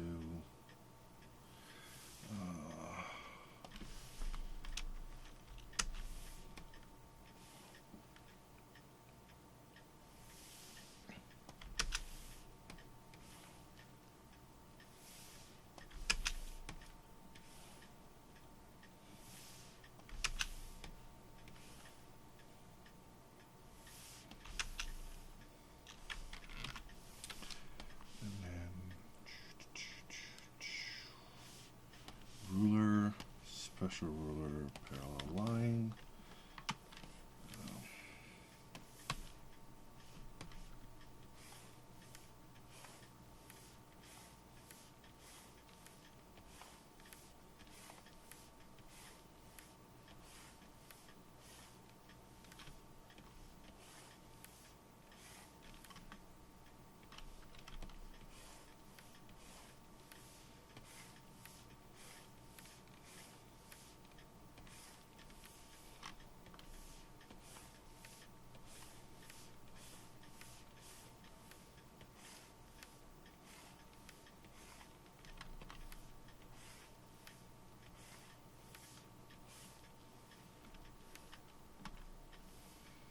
There.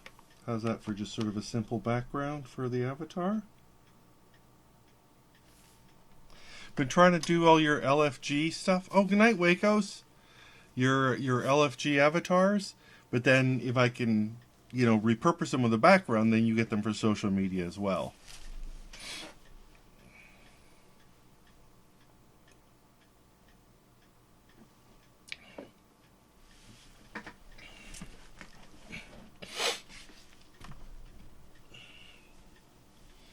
You want to see the rest of them?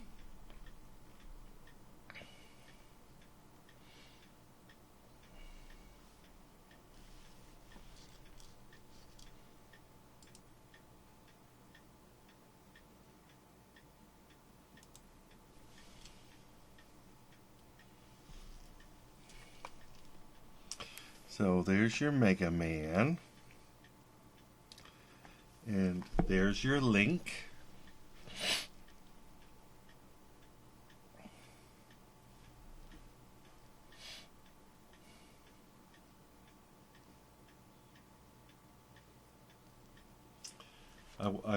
I would help if I made those bigger. Let's do this. Okay, let's go back to Mega Man. There's Mega Man.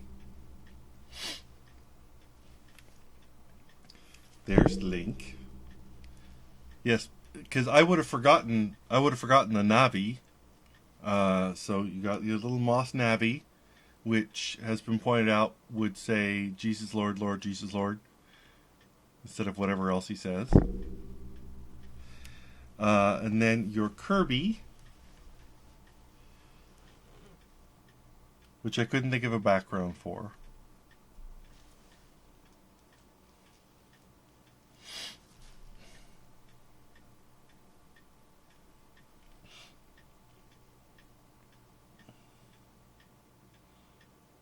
Sucking in your favorite mints.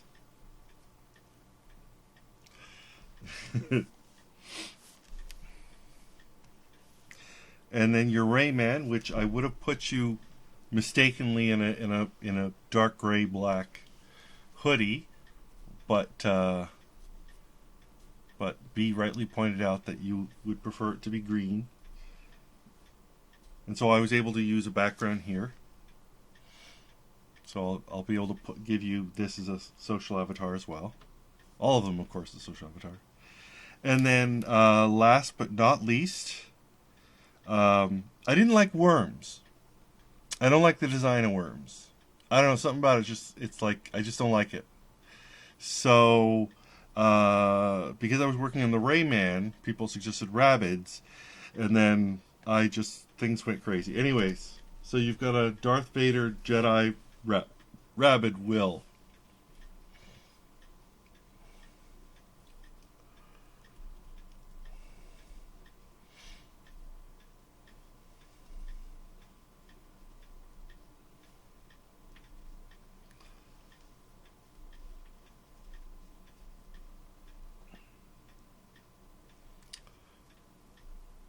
So this is your complete mashup one. And again, I had a background I could drop in from least I could do, so I was able to like easily give you a nice background for it, so you can have it as a social avatar as well. Duh, you're worth it, Will. But so yeah, it's been the night of Will, and I know that you had there were a couple left on the list. Other than the worms, I don't know why they're just like. I know it's a really good game. I know it's a popular game. My kids have played it,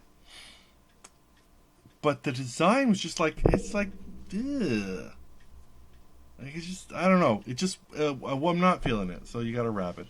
Scorpion from Mortal Kombat's the one I own. I have left. So I probably am not doing that tonight.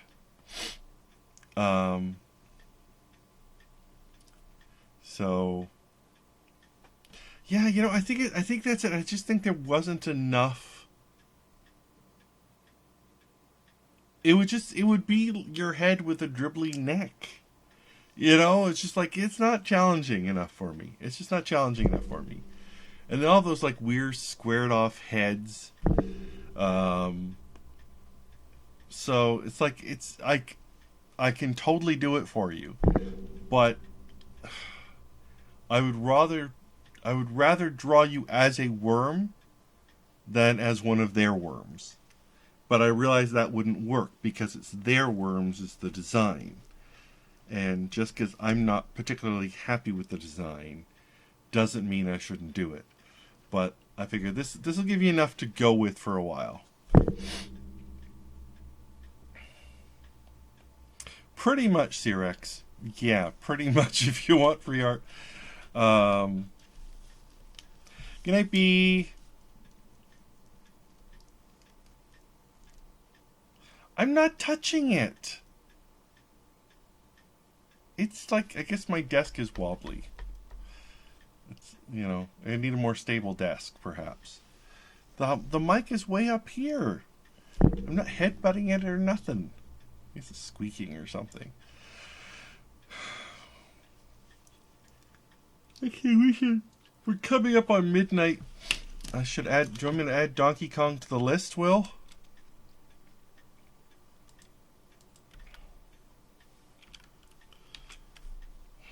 Oh, I see. So it means I should be not hitting my desk so much.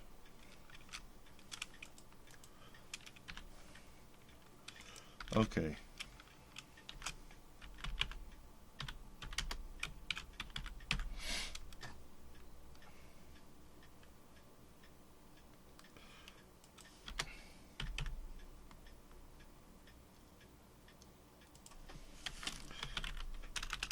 Done.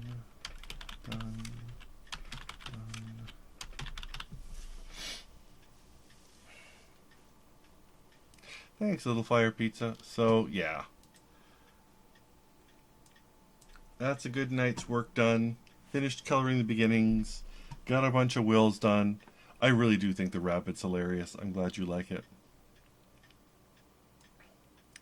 Well, they have to be ones, too, that I guess Will's playing or may play or at least may, whatever, enjoy.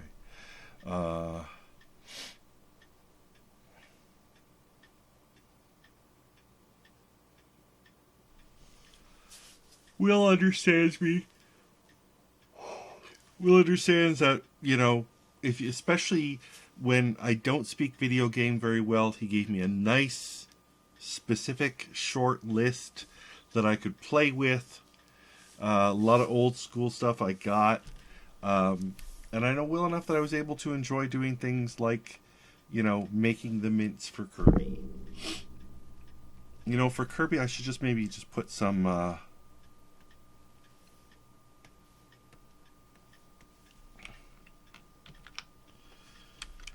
just so you can use it for social avataring. Why don't I put in some focus curves?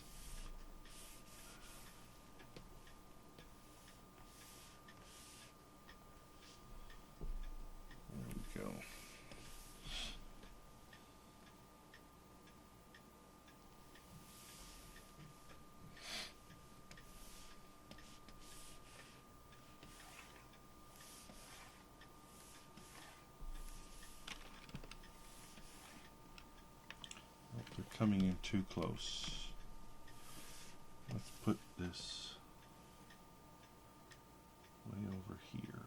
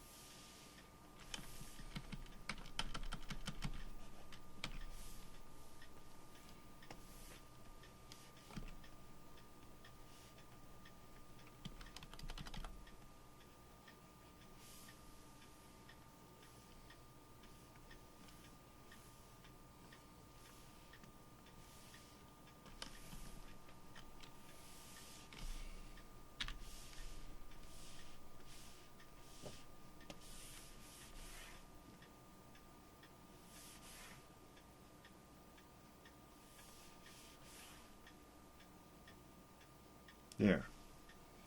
Now you got a Kirby background as well.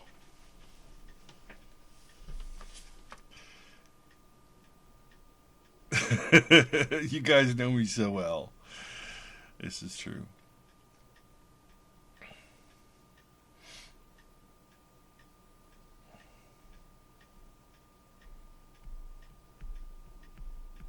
That happens too, Shifu. Thank you, Sun Guy. I think he did too. Yeah, no, sometimes it happens where it's accidental and I'll just like scream, "Damn it, guys!" Because an idea is too good. And I have friends where they will realize they've said something and they'll look at me and they'll be like, "Oh God, he's at it," you know. Filters, Lar, filters. It's like too late. So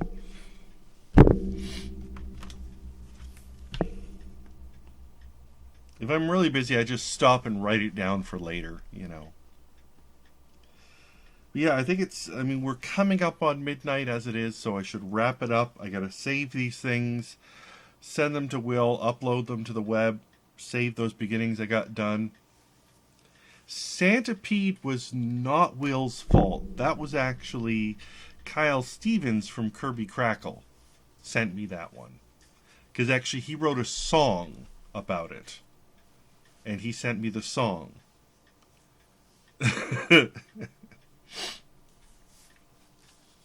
Oh, right. I talked about the meetup at the start of the night. It's Thursday in Rhode Island. Let me get the details.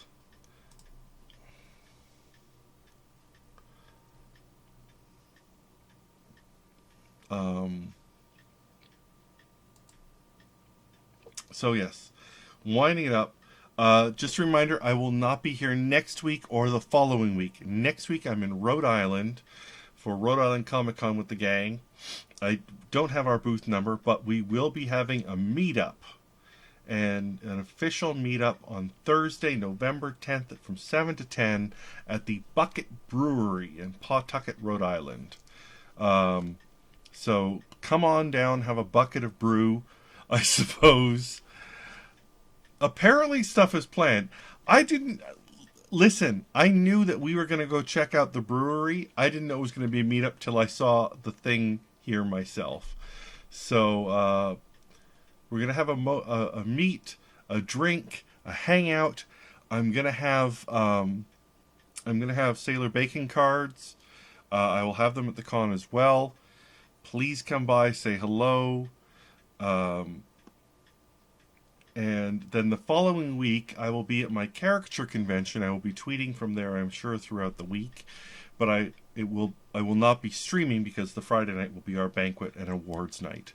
So I will see you in 3 weeks' time, unless I'm fortunate enough to see you either at the meetup in Rhode Island, at the convention in Rhode Island, or in Phoenix at the ISCA convention. If you're in the Phoenix area, send me a text, send me a DM or something. I don't know if there'll be a chance to say hello to anyone outside the convention, but maybe there will be.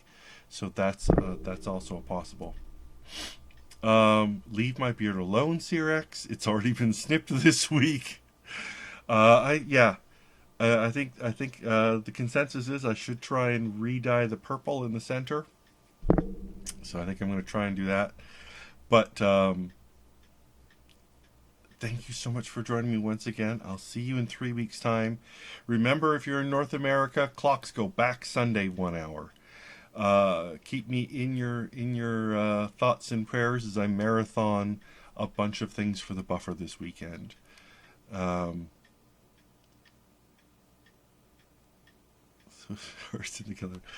bought this. I have to use it now. It's going to be an experiment to see how well it sticks without bleaching. So we'll see. Tweets as things warrant. If you're in the U.S., oh, please, God, go and vote. And if I have any sway over you whatsoever, do not vote Trump. Vote Hillary, please. Or vote your third-party candidate. Although, honestly, Stein is a lunatic. Johnson looks like a cool guy, but he's not going to win anything. Please, save us. I'm sorry to be political, but oh my God. If nothing else, if you want to say Hillary is corrupt, that's fine, but she has a record of public service for 30 years. She might be corrupt, but she'll do some good shit as well. Trump has zero record. We still don't have his tax returns. We still don't have a lot of answers. He's facing multiple litigations. The man is a fraud. Ending on a downer. I'm sorry. They may be evil, but it is your responsibility to vote for the least evil one. I hate to put it that way. It is your responsibility to not ignore the problem. Ignoring the problem is not going to make it going away. Participating in the system is what is going to change it. It's not just Trump. It's not just Hillary. It's the down ticket as well. It is the obstructionist Congress. It is the ineffective legislature. It is... Hillary is one person. They get one vote, just like you. Your vote counts, just like them. There is more than just a figurehead at stake here. There is the down ticket. There is the local legislation. There is all the way through your sheriffs and your post office people and your judges and your dog catchers. Do the work. Be responsible. Save your country. Sorry. Okay. You know what, Lori? I think that's the advantage I have as a Canadian, you have as a UK. We are outside of the US media. Yes, we get it. Yes, we consume it. But I also get reports from CBC. I get reports from I can read. I get the CBC. I get Global News. I can check BBC News. I can check BBC World News. I can check Al Jazeera America English. I can check the Young Turks. I can check, all of them. And I do. I consume very little. I mean, CNN is entertainment value only. There's 538. There's partisan sites. There's for both sides. Check them all. Winnow out the bullshit. Take everything in context. God, it's hard, man. It's really hard to watch your system that is so ingrained and is atrophying. It